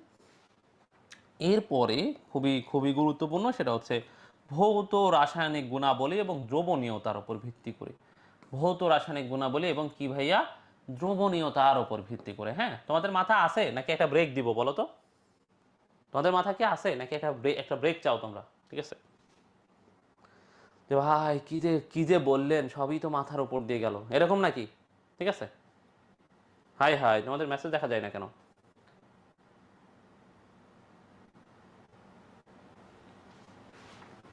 তাহলে আমাদের এখন হচ্ছে মূলত পড়ার বেশি নাই, হ্যাঁ। এই যে এখানে হচ্ছে এই যে ক্লাসিফিকেশনটা আছে, এই ক্লাসিফিকেশনের পরে আর হচ্ছে তেমন পড়া নাই, ঠিক আছে। তাহলে আমরা এখনই একটা ব্রেক দিই, ঠিক আছে, আজকে পড়া একটু কম। আমি ভাবছিলাম লিপিড লিপিড আর হচ্ছে মাঝখান থেকে শুরু করব না, নেক্সট ক্লাস একটু বড় হইতে পারে, এক ক্লাসে আমরা লিপিড শেষ করে দিব, ঠিক আছে। তাহলে আসো আমরা তোমাদেরকে একটা ছোটোখাটো একটা ব্রেক দিই, ঠিক আছে।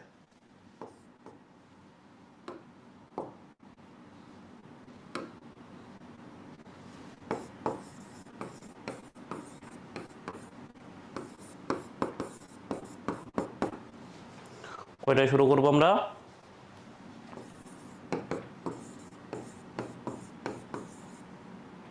শোনো একদম 8:40 শুরু করবো ইনশাল্লাহ, হ্যাঁ।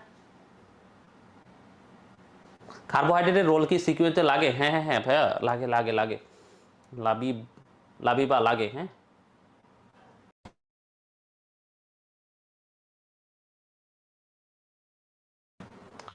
তাহলে আমরা এখন প্রোটিনের সুক্রোজের প্রিপারেশন কিভাবে কিভাবে করে, এটা কি দরকার পড়ে? হ্যাঁ হ্যাঁ হ্যাঁ লাবিবা পড়ে, এগুলো তো আসে, হ্যাঁ, এগুলো আসে, এগুলো সবগুলো স্ট্রাকচার আমরা কিন্তু আলাদা আলাদা করে পড়ছি, হ্যাঁ। এই জন্য কার্বোহাইড্রেট পড়তে আমাদের অনেক দিন সময় লাগছে।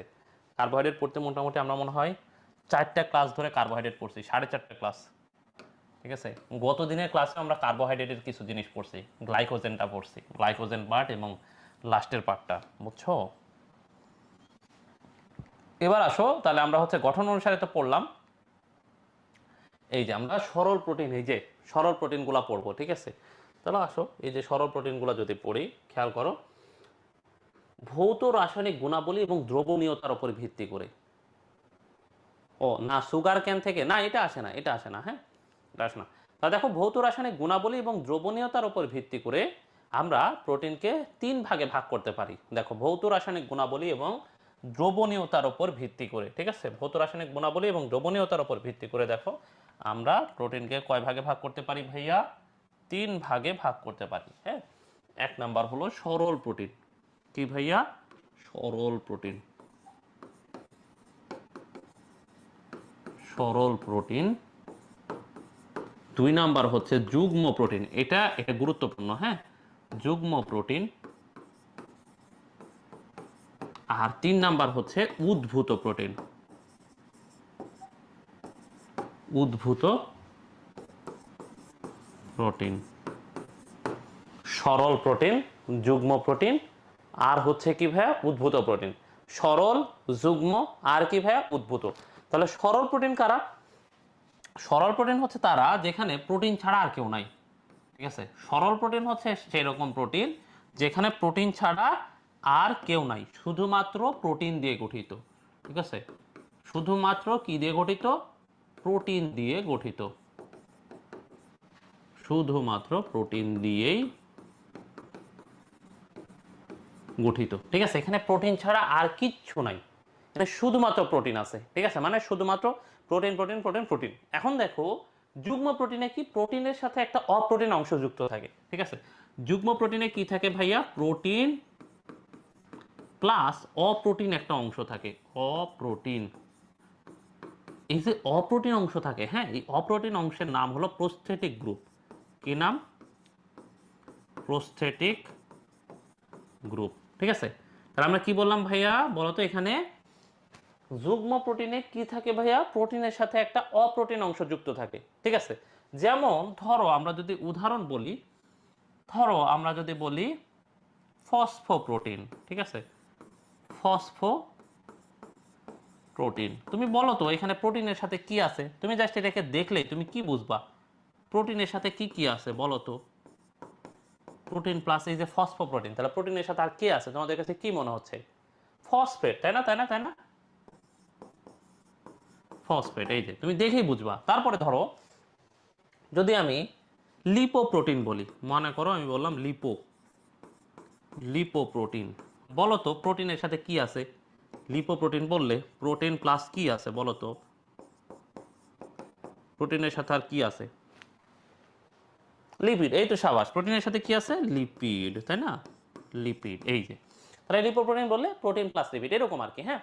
তাহলে যুগ্ম প্রোটিন সবগুলা হচ্ছে তুমি স্পেসিফিক্যালি দেখেই বুঝবা যে প্রোটিনের সাথে আর একটা কিছু একটা যুক্ত আছে। তাহলে এই অপ্রোটিন অংশ, বলো তো ভাইয়া, এই ফসফেটটাকে তুমি কি বলবা? কি নামে ডাকা যাইতে পারে? এই যে এই লিপিডটাকে তুমি কি নামে ডাকতে পারো বলো তো ভাইয়া? কি নামে ডাকতে পারো বলো তো সবাই? কি নামে ডাকা যায়? Prosthetic group. কি হিসেবে ডাকা যায় ভাইয়া? Prosthetic group. কি কি কি কি আরেকবার বলো তো সবাই? Prosthetic group. কি ভাইয়া? কি ভাইয়া? Prosthetic group. কি রে? কি জিনিস বললাম আমরা? Prosthetic group. তাহলে দেখো, আমরা প্রোটিনকে যদি ক্লাসিফাই করি, তাহলে এই যে দেখো, ভৌত রাসায়নিক গুণাবলী এবং দ্রবণীয়তার উপর ভিত্তি করে খেয়াল করো, প্রোটিনকে আমরা 3 ভাগে ভাগ করতে পারি: সরল প্রোটিন, যুগ্ম প্রোটিন, উদ্ভূত প্রোটিন। তাহলে সরল প্রোটিন হচ্ছে সেই সকল প্রোটিন যেখানে প্রোটিন ছাড়া আর কিচ্ছু নাই, শুধুমাত্র শুধুমাত্র শুধুমাত্র এখানে প্রোটিনই আছে, আর অন্য কোনো কিছু নাই। আর যুগ্ম প্রোটিন কি জিনিস ভাইয়া? যেখানে প্রোটিনের সাথে অপ্রোটিন অংশ যুক্ত আছে। প্রোটিনের সাথে কি অংশ যুক্ত আছে ভাইয়া? অপ্রোটিন অংশ যুক্ত আছে, সেটাকে আমরা কি বলি ভাইয়া? যুগ্ম প্রোটিন। কি প্রোটিন? যুগ্ম প্রোটিন। তাহলে এই অপ্রোটিন অংশকে আমরা কি নামে ডাকি? Prosthetic group. যেমন ধরো ফসফোপ্রোটিন, প্রোটিন প্লাস ফসফেট। আর উদ্ভূত প্রোটিন সচরাচর প্রকৃতিতে থাকে না। ওই যে দেখলাম না যে বিভিন্ন ওই যে তাপ চাপ, ঠিক আছে, বিভিন্ন ভৌত রাসায়নিক প্রক্রিয়ার মাধ্যমে এই প্রোটিন তৈরি হয়। সচরাচর প্রকৃতি এই উদ্ভূত প্রোটিন তৈরি করে না, এই যে তাপ চাপ এগুলার কারণে এরা তখন তৈরি হয়। বুঝে গেছে? এরা হলো উদ্ভূত প্রোটিন। ওই যে ওইখানে যেমন কার্বোহাইড্রেট ডেরিভেটিভস পড়ছিল না, এটাই সেই হচ্ছে ওই যে ডেরিভেটিভস মানে উদ্ভূত। ঠিক আছে, তাহলে এখানে হচ্ছে এটা হলো প্রোটিন ডেরিভেটিভস বলতে পারো। তাহলে এরাই হলো উদ্ভূত প্রোটিন। বোঝা গেছে? এবার আসো, এই সরল প্রোটিনগুলো আবার 7 প্রকার। ঠিক আছে, এই সরল প্রোটিনগুলো আবার কত প্রকার ভাইয়া? সরল প্রোটিনটা হচ্ছে 7 প্রকার। কয় প্রকার? 7 প্রকার। এই প্রত্যেকটা প্রকারের নাম এবং এদের দ্রবণীয়তা, তাপ প্রয়োগে কি হয়, এই কয়েকটা জিনিস খুবই খুবই খুবই গুরুত্বপূর্ণ। ঠিক আছে, এই যে প্রত্যেকটা টাইপসের 3টা জিনিস খুবই গুরুত্বপূর্ণ। নাম্বার 1 হচ্ছে তাদের তাপ প্রয়োগে কি হয়। নাম্বার 2 হচ্ছে তারা কোথায় দ্রবণীয় হয়, দ্রবণীয়তা। আর এটা তেমন একটা বেশি গুরুত্বপূর্ণ না, উদাহরণ। এই 3টে জিনিস এখান থেকে পড়তে হবে। তাপ প্রয়োগে কি হয়, দ্রবণীয়তা আর উদাহরণ। ঠিক আছে, তাহলে আসো আর নামগুলো একটু জানতে হবে আর কি। তাহলে এই 7টা প্রোটিনের নাম আগে আমরা একটু দেখি। দেখো এই 7টা প্রোটিনে কি কি আছে। দেখো albumin, globulin, glutelin, prolamin. Albumin, globulin, glutelin, prolamin. ঠিক আছে, তাহলে তোমরা আজকে তোমাদের কাজ হবে এই 4টার নাম মুখস্থ করা। এই 7টা নাম একসাথে মুখস্থ হইতে যাবে না। আর এগুলাতে খুব একটা বেশি ভালো ছন্দ, স্ট্যান্ডার্ড ছন্দ দিয়ে এগুলাকে মনে রাখা যায় না, কারণ এই জিনিসগুলাই হচ্ছে একটু হাবিজাবি টাইপের। ঠিক আছে, তাহলে তোমরা সরল প্রোটিন পড়ার সময় কিভাবে পড়বা দেখো। Albumin, globulin, glutelin, prolamin. Albumin, globulin, glutelin, prolamin. ঠিক আছে, অ্যালবুমিন, গ্লোবিউলিন, গ্লুটেলিন, প্রোলামিন, এভাবে পড়বা। ঠিক আছে, এরপর আসো দেখো বাকি তিনটা এই যে এভাবে মনে রাখবা। Histone, protamine, scleroprotein. Histone, protamine, scleroprotein. Histone, protamine, scleroprotein. Histone, protamine, scleroprotein. Histone, protamine, scleroprotein. ঠিক আছে, আমরা এভাবে মনে রাখবা। এবার আসো, এই যে এগুলো আমরা পড়লাম, এর মাঝখানে খেয়াল করে দেখো ডিমের সাদা অংশে কি থাকে জানো? অ্যালবুমিন। ডিমের সাদা অংশে কি থাকে ভাইয়া? অ্যালবুমিন। আর ডিমের কুসুমটা হচ্ছে গ্লোবিউলিন। তাহলে দেখো এই যে অ্যালবুমিন, তোমরা এটা খুব ভালো মতো মনে রাখবা। ঠিক আছে, তোমরা এই কথাটা খুব ভালো মতো মনে রাখবা। ডিমের সাদা অংশ, ডিমের সাদা অংশ হলো অ্যালবুমিন। আর ডিমের এই যে কুসুম, কুসুম অংশটা হচ্ছে গ্লোবিউলিন প্রোটিন। তাহলে ডিমের সাদা অংশটা কি ভাইয়া? অ্যালবুমিন। আর ডিমের কুসুমটা কি ভাইয়া? গ্লোবিউলিন। ঠিক আছে, ওকে। এবার বলো তো ভাইয়া, ডিম, ডিমে তাপ প্রয়োগ করলে সেটা কি জমাট বাঁধে কি বাঁধে না বলো তো? ঠিক আছে, আমি তোমার সাদিয়া, তোমার কোশ্চেনের অ্যান্সার আমি একটু পরে দিব। হ্যাঁ, বলো তো, তাপ প্রয়োগ করলে এরা কি জমাট বাঁধে কি বাঁধে না বলো তো? বাঁধে কি না? তোমরা বলো, তাপ প্রয়োগে অ্যালবুমিন, গ্লোবিউলিন, তাহলে কি জমাট বাঁধবে কি বাঁধবে না বলো?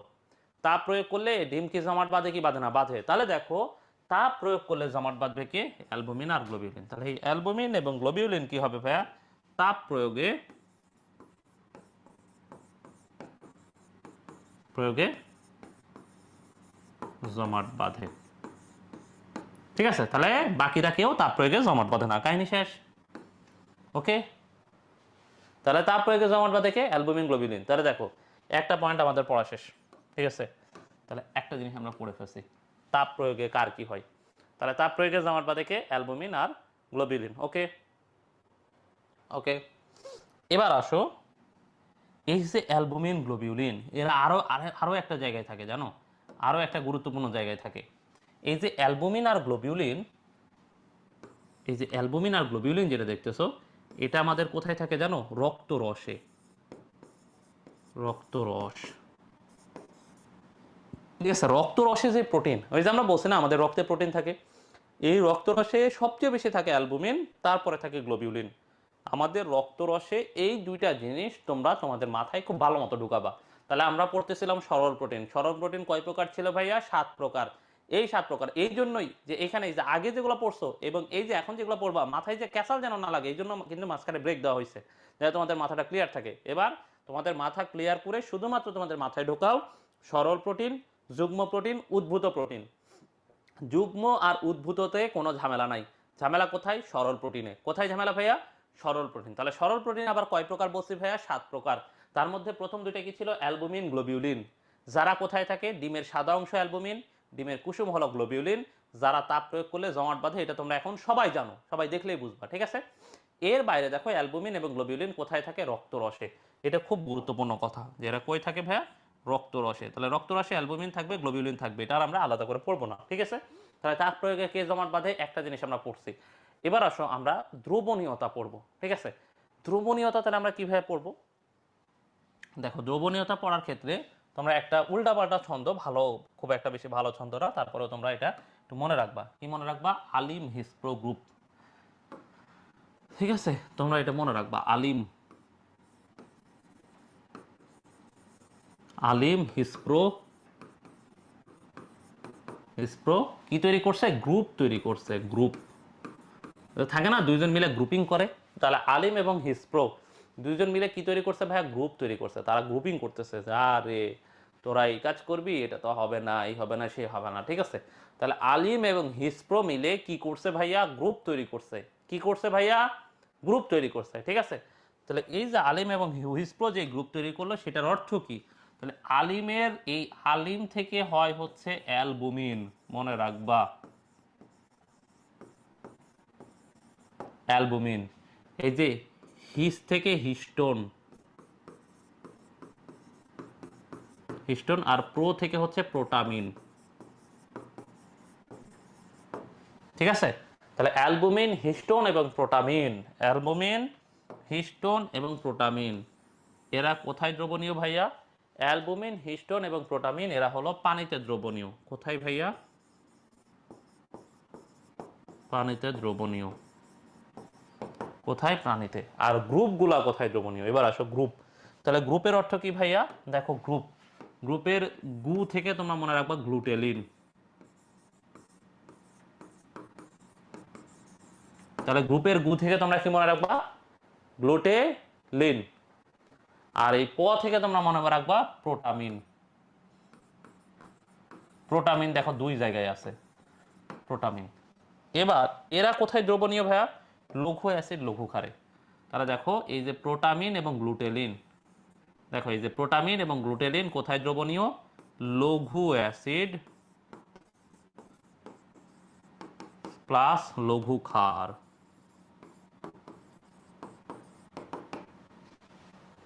ঠিক আছে? লঘু অ্যাসিড লঘু ক্ষারে কারা দ্রবণীয়? ঠিক আছে, প্রোটামিন আর গ্লুটেলিন। এই যে দেখো প্রোটামিন আর গ্লুটেলিন, ঠিক আছে? এই যে লঘু অ্যাসিড লঘু ক্ষারে, ঠিক আছে? তাহলে দেখো এখান থেকে আমরা দ্রবণীয়তার জিনিসটাও মোটামুটি পড়ে ফেললাম, ঠিক আছে? এটা যদি আমরা মোটামুটি পড়ি, তাহলে আমাদের এই দ্রবণীয়তার কাহিনীও মোটামুটি ক্লিয়ার হবে, আশা করা যায়।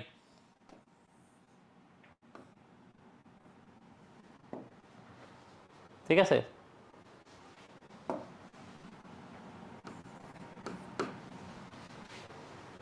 ঠিক আছে, তাহলে একটু কেমন লাগতে পারে, খুব একটা বেশি ভালো ছন্দ না, কিন্তু অ্যাটলিস্ট ভাইয়া এই একটা ছন্দ দিয়ে তুমি তোমার এই যে দ্রবণীয়তার কাহিনীটা শেষ করতে পারো, ঠিক আছে? তাহলে আমরা মোটামুটি মোটামুটি কি করছি? হ্যাঁ হ্যাঁ হ্যাঁ হ্যাঁ হ্যাঁ দীপ, তোমার কথা ঠিক আছে, আমরা এই কথাতেই আসতেছি। তাহলে দেখো আমরা কি বলছি ভাইয়া? তাপের একটা কাহিনী ছিল। তাহলে তাপের কাহিনী আমরা কিভাবে সমাধান করলাম? যে তাপ প্রয়োগে জমাট বাঁধে কারা? অ্যালবুমিন এবং গ্লোবিউলিন। এই জন্য তোমাদেরকে আগে, সবার আগে আমরা বলছি কি, এই যে কোথায় কি আছে, এটা এটা আমরা তোমাদেরকে দেখতে বলছিলাম, তাই না? যে ডিমের সাধারণ অংশ অ্যালবুমিন আর ডিমের কুসুম হলো গ্লোবিউলিন। যারা আমরা আমরা সবাই জানি ডিম হচ্ছে তাপ প্রয়োগে জমাট বাঁধে। এরপরে অন্যতম গুরুত্বপূর্ণ একটা কথা ছিল দ্রবণীয়তা। তাহলে দ্রবণীয়তা আমরা মনে রাখবো কি? আলিম হিসপ্রো গ্রুপ তৈরি করছে। তাহলে আলিম এবং হিসপ্রো থেকে দেখো অ্যালবুমিন, হিস্টোন আর হলো প্রোটামিন। অ্যালবুমিন, হিস্টোন আর প্রোটামিন হচ্ছে কি? পানিতে দ্রবণীয়। কোথায় দ্রবণীয় ভাইয়া? পানিতে দ্রবণীয়। আর গ্রুপের মধ্যে দেখো গ্লুটেলিন আর হচ্ছে প্রোটামিন। এখন তোমাদেরকে একটা জিনিস দেখাই, এটা মনোযোগ দাও, হ্যাঁ? যে এখানে একটা জিনিস খেয়াল করে দেখো, এই যে প্রোটামিন এখানেও আছে, দেখো এখানেও প্রোটামিন আছে, আবার দেখো এখানেও প্রোটামিন আছে, ঠিক আছে? তার মানে প্রোটামিন হচ্ছে পানি, লঘু অ্যাসিড, লঘু ক্ষার দুই জায়গাতেই দ্রবণীয়। ওকে? তাহলে গ্রুপের মধ্যে দেখো গ্লুটেলিন, প্রোটামিন, এরা কোথায় দ্রবণীয়? লঘু অ্যাসিড, লঘু ক্ষার। তাহলে এখানে কমন কি আছে দেখো? প্রোটামিন। তার মানে আমি এটাকে যদি সামারি করি, তাহলে সামারিটা কি আসতেছে দেখো? প্রোটামিনের ক্ষেত্রে সামারিটা হচ্ছে প্রোটামিন। প্রোটামিন কেন এরকম তোমরা মনে রাখবা, প্রোটামিনে কেন এই যে বেশি বেশি দ্রবণীয়? কারণ প্রোটামিন সবচেয়ে ক্ষুদ্র প্রোটিন। তোমরা এটা মনে রাখবা, ক্ষুদ্র প্রোটিন। প্রোটামিন সবচেয়ে যেহেতু ক্ষুদ্র প্রোটিন, এই কারণে তারা কোথায় কোথায় দ্রবণীয়? পানিতে। পানি প্লাস লঘু অ্যাসিড প্লাস লঘু ক্ষার। পানি প্লাস লঘু অ্যাসিড প্লাস লঘু ক্ষার। তাহলে দেখো প্রোটামিন 3 জায়গাতে দ্রবণীয়, পানিতে, লঘু অ্যাসিড, লঘু ক্ষারে। ওকে, তোমাদের কি এই কনফিউশন ক্লিয়ার হয়েছে? এখন কি তোমরা দেখে মনে হচ্ছে এটা তোমরা এখন পারবা? এই এখন কি অনেক বেশি কঠিন আছে নাকি মোটামুটি এখন পারবা মনে হচ্ছে? শোনো, এইগুলো কিন্তু আমি খুবই স্লোলি বলতেছি, আমি জানি তোমাদের মাঝখানে অনেক বিরক্ত আসতে পারে, ঠিক আছে? কারণ এই পড়াগুলো খুব একটা বেশি ইয়ে না। গাঢ় অ্যাসিডে কি অদ্রবণীয়? হ্যাঁ ভাইয়া, গাঢ় অ্যাসিডে অদ্রবণীয়। এখন কি মনে হচ্ছে? এখন একটু মোটামুটি সহজ, একটু কাছাকাছি, একটু পরিচিত, একটু ফ্যামিলিয়ার মনে হচ্ছে না? এখন একটু পরিচিত, একটু ফ্যামিলিয়ার মনে হওয়ার কথা, ঠিক আছে? ঠিক আছে, তাহলে আসো এখানে আমি কি লিখে রাখছি? দ্রবণীয়তা, বানান কি লিখছি? দ্রবণীয়তা, ঠিক আছে। এরপরে আসো, আমরা তাপের কাহিনী শেষ করছি, আমরা দ্রবণীয়তার কাহিনী শেষ করছি। এখানে শুধু একটা, ঠিক আছে, এই যে প্রোলামিন, এই একটা বদ আছে যেটা অ্যালকোহলে দ্রবণীয়, এই যে ইথানল। ইথানলে দ্রবণীয় হচ্ছে এই যে প্রোলামিন, ঠিক আছে। যেটা ওই যে আলিম হিস্প্রো গ্রুপের বাইরে যেটা থাকবে সেটা হলো প্রোলামিন। প্রোটামিন যেমন ছিল, প্রোটামিন যেহেতু দুই জায়গাতেই ছিল, প্রোটামিনের কাছাকাছি আরেকটা নাম হচ্ছে প্রোলামিন। তোমরা এটা মনে রাখো, প্রোটামিনের কাছাকাছি আরেকটা নাম কি ভাইয়া? প্রোলামিন। এই প্রোলামিন আবার কোথায় দ্রবণীয়? ইথানলে, মানে অ্যালকোহলে। কোথায় ভাইয়া? অ্যালকোহলে। এবার গেল, এবার আসো আমরা উদাহরণটা একবার দেখে ফেলি, হ্যাঁ? তাহলে মোটামুটি আমাদের পড়া শেষ হবে। এরপর আসো উদাহরণগুলো আমরা শেষ দিক থেকে দেখবো। দেখো স্ক্লেরোপ্রোটিন, কে ভাইয়া? স্ক্লেরোপ্রোটিন। এই স্ক্লেরোপ্রোটিন তোমরা পড়ে ফেলছো, দেখো শিং, নখ, খুর, চুল, পালকে থাকে কেরাটিন, এটা তোমরা পড়ছো। শিং, নখ, খুর, পালক, চুলে থাকে কেরাটিন। এই যে চুল মূলের, এই যে একটু আগে গাঠনিক প্রোটিনের মধ্যে পড়লা না? গাঠনিক প্রোটিনের মধ্যে এই যে কেরাটিন পড়ছো ওইখানেই, হ্যাঁ? এই যে কেরাটিন, কোলাজেন, টেন্ডন, এগুলো পড়ছো না? তাহলে দেখো চামড়ায় কি থাকে? কোলাজেন। ওই যে আমরা বললাম চামড়ায় কোলাজেন থেকে আমাদের ত্বককে টাইট রাখে। দেখো হাড়ে কি থাকে? টেন্ডন। হাড়ে কি থাকে ভাইয়া? টেন্ডন। ঠিক আছে, তাহলে দেখো শিং, নখ, খুর, চুল, এগুলোতে কি থাকে? কেরাটিন। শিং, নখ, খুর, চুলে থাকে কেরাটিন, চামড়ায় থাকে কোলাজেন, চামড়ায় থাকে কোলাজেন, হাড়ে থাকে টেন্ডন। এগুলো তোমরা পড়ছো, তাহলে ওখানে পড়লেই এটা পড়া হয়ে যাবে। এরপর আসো দেখো প্রোটামিন। প্রোটামিন পড়া খুবই সোজা, একটাই উদাহরণ। প্রোটামিন হচ্ছে দেখো সবচেয়ে ক্ষুদ্র প্রোটিন। সবচেয়ে কি প্রোটিন ভাইয়া? ক্ষুদ্র প্রোটিন, তাই না? দেখো কি প্রোটিন? ক্ষুদ্র প্রোটিন। এবং এই প্রোটামিন কোথায় আছে দেখো? স্যামন মাছের শুক্রাণুতে। কোন মাছ? কোন মাছ? স্যামন মাছ। কোন মাছ? কোন মাছ? স্যামন মাছ। কোন মাছ ভাইয়া? স্যামন মাছের শুক্রাণুতে সালমিন নামক প্রোটামিন থাকে। কোন প্রোটামিন? সালমিন।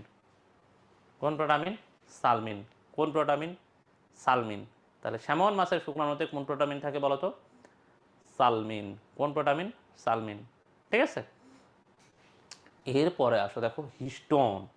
হিস্টোন প্রোটিনের কাহিনী শোনো। আচ্ছা, তোমরা কি এই যে কোষ বিভাজন চ্যাপ্টার তো সবাই মোটামুটি পড়ছো, তাই না? তোমাদেরকে এখনো পড়ানো হয়েছে, আবার তোমরা 9-10-এও পড়ছো। আচ্ছা, কোষ বিভাজন চ্যাপ্টারে কি পড়ছো দেখো তো? এই যে ক্রোমোজোমগুলা, ক্রোমাটিন, তাই না? ক্রোমোজোমগুলা সুতার মতো না? এই সুতাগুলা, অসংখ্য সুতাগুলা প্যাঁচায় প্যাঁচায় প্যাঁচায় প্যাঁচায় থাকে না? এটা তোমরা পড়ছো কিনা? যে সুতাগুলা, অসংখ্য সুতা, অনেক লম্বা সুতা, কি থাকে? পরস্পর পরস্পর প্যাঁচায় প্যাঁচায় থাকে না? কে পড়ছো না এটা? তাহলে দেখো অনেকগুলা সুতা পরস্পর কি হয়ে থাকে ভাইয়া? কি হয়ে থাকে? প্যাঁচায়া থাকে। কি হয়ে থাকে ভাইয়া? প্যাঁচায়া প্যাঁচায়া থাকে। তাহলে আচ্ছা দেখো একটা সুতা, একটা সুতাকে যদি এমনি প্যাঁচাইতে চাও, দেখো এই যে এটা একটা সুতা, দেখো এটা একটা সুতা, তাই না? এটাকে যদি আমি এমনি প্যাঁচাইতে চাই, এমনি ধরো প্যাঁচাচ্ছি, এটা কার ওপর ভিত্তি করে ভাই কি প্যাঁচ থাকবে বলো তো? ধরো এইভাবে আমি প্যাঁচাচ্ছি, দেখো এইভাবে প্যাঁচাচ্ছি, এই প্যাঁচটা কি টাইট হবে দেখো তো? এই যে এবার এই প্যাঁচ এতক্ষণ ধরে প্যাঁচাইলাম, এবার ধরো আমি ছেড়ে দিলাম, প্যাঁচটা কি হইলো? হইলো না। এবার দেখো এই সুতাটাকে আমি পেঁচাবো, হ্যাঁ, এই যে এই পেনটাকে কেন্দ্র করে পেঁচাচ্ছি।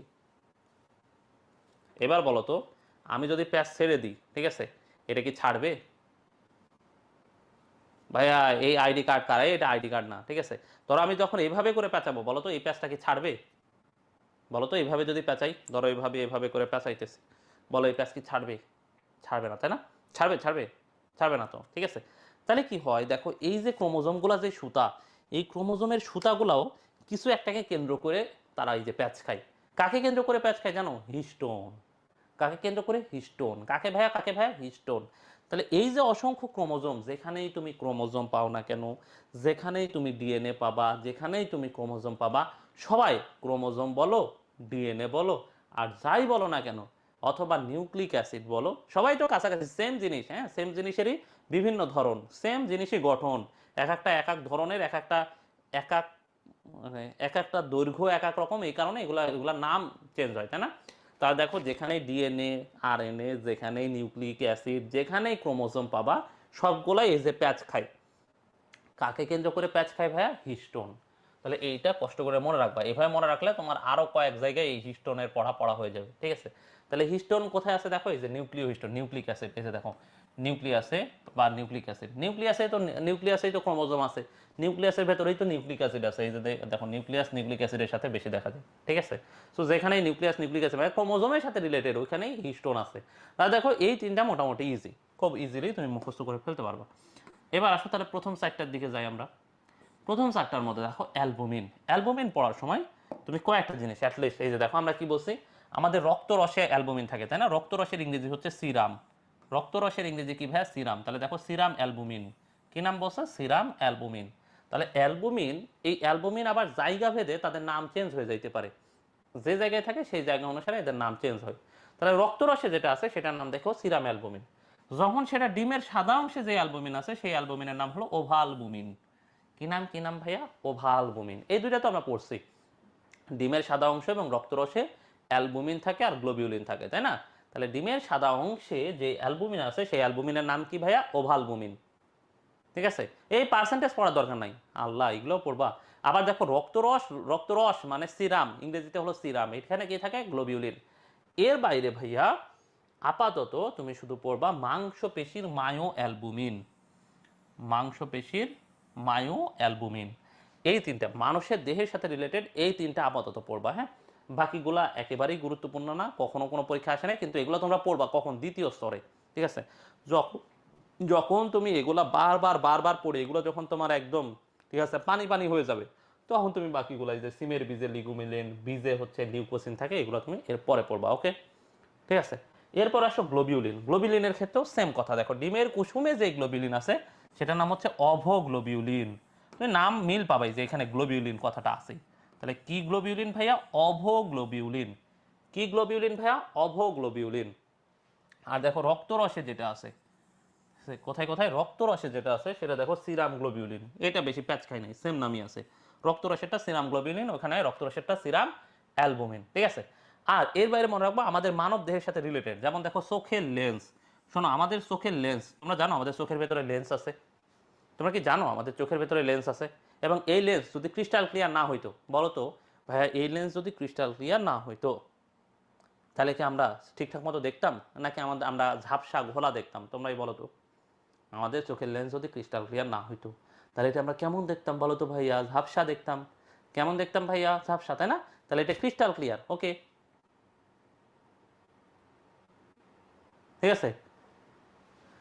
হ্যাঁ, আমাদের সাবিহা একটা এপিক কথা লিখছে আর কি। হ্যাঁ, কি লিখছে? বোটানি বইটা ওয়াল পেইন্টিং এর রোলার দিয়ে দাগানোর মতো। মানে কোনো লাইনই বাদ যায় নাই, মোটামুটি খুব সুন্দর করে, অসাধারণ করে সবই আল্লাহর ওয়াস্তে সবই দাগায় ফেলছে আপনি। হ্যাঁ, তাহলে চোখের লেন্স কি? Crystal clear. এখান থেকে মনে রাখবা চোখের লেন্সে আছে ক্রিস্টালিন গ্লোবিউলিন। কি গ্লোবিউলিন ভাইয়া? Crystalline globulin. তাহলে চোখের লেন্সে কি আছে ভাইয়া? Crystalline globulin. কি কি কি কি আছে ভাইয়া? ক্রিস্টালিন গ্লোবিউলিন, ঠিক আছে। এরপরে দেখো মাংসপেশিতে আছে কি? Myosin globulin. মাংসপেশিটার নাম মায়োসিন। মাংসর সাথে দেখবা মায়ো, মায়ো, অ্যাক্টিন মায়োসিন। এই মাংস মানেই হচ্ছে মায়ো, মায়ো, মায়োর একটা কথা পাবা। যেখানেই দেখবা মাংসপেশি আছে সেখানেই দেখবা নামের আগে একটা মায়ো, মায়ো একটা ব্যাপার আছে, ঠিক আছে, মায়ো, ঠিক আছে। তাহলে মায়োসিন গ্লোবিউলিন, এই কয়টা আপাতত পড়ো, বাকিগুলা আপাতত পড়ার দরকার নাই, ওকে। স্যার এগুলা প্রোটিনের নাম মুখস্থ করা লাগবে? হ্যাঁ, এই সাদিয়া, না হলে আমি কেন এতক্ষণ সময় ব্যয় করে বলতেছি বলো তো? না হলে তো প্রথমে তোমরা এগুলো একটু পড়ে নিও, ঠিক আছে। এবং এমনি করলে তোমাদের ক্লাসটা বেশি ভালো লাগতো আর কি, যে ভাই হ্যাঁ তোমরা পড়ে নিও, তাহলে তো বিরক্তিকর কিছু তোমার মাথায় ঢুকতো না, তুমি বুঝতা কখন যখন নিজে পড়াশোনা শুরু করতে। আর এখন আমি এই যে 2-3 বার এই বিরক্তিকর জিনিস যখন রিপিট করতেছে তোমাদের কানে শুনতে শুনতে, ওই যে সাথে দুই একটা কথা বলতেছি, তখন মনে হবে যে আচ্ছা হ্যাঁ এটাতে তো এরকম বলছিল, তখন একটু পরিচিত মনে হবে। তোমার মুখস্থ হয়ে যাবে আমি এটা বলতেছি না, কিন্তু তোমার কাছে তখন একটু পরিচিত হবে, তখন একটু পড়তে সুবিধা লাগবে আর কি। হ্যাঁ, এবার আসলে দেখো গ্লুটেলিন আর প্রোলামিনের ক্ষেত্রে এই উদাহরণগুলো একটু একটু কষ্ট করে পড়তে হবে। দেখো গমের গ্লুটেলিন, গমে যেটা আছে সেটা গমের গ্লুটেলিন, এবং সালে যেটা আছে সালের এই গ্লুটেলিনের নাম অরাইজেনিন। তাহলে গমের গ্লুটেলিন, সালের অরাইজেনিন, ঠিক আছে। তাহলে গমের গ্লুটেলিন, সালের কি ভাইয়া অরাইজেনিন, ঠিক আছে। এবার আসো প্রোলামিন। প্রোলামিনের ক্ষেত্রে দেখো এটা একটু উদাহরণ কঠিন আছে।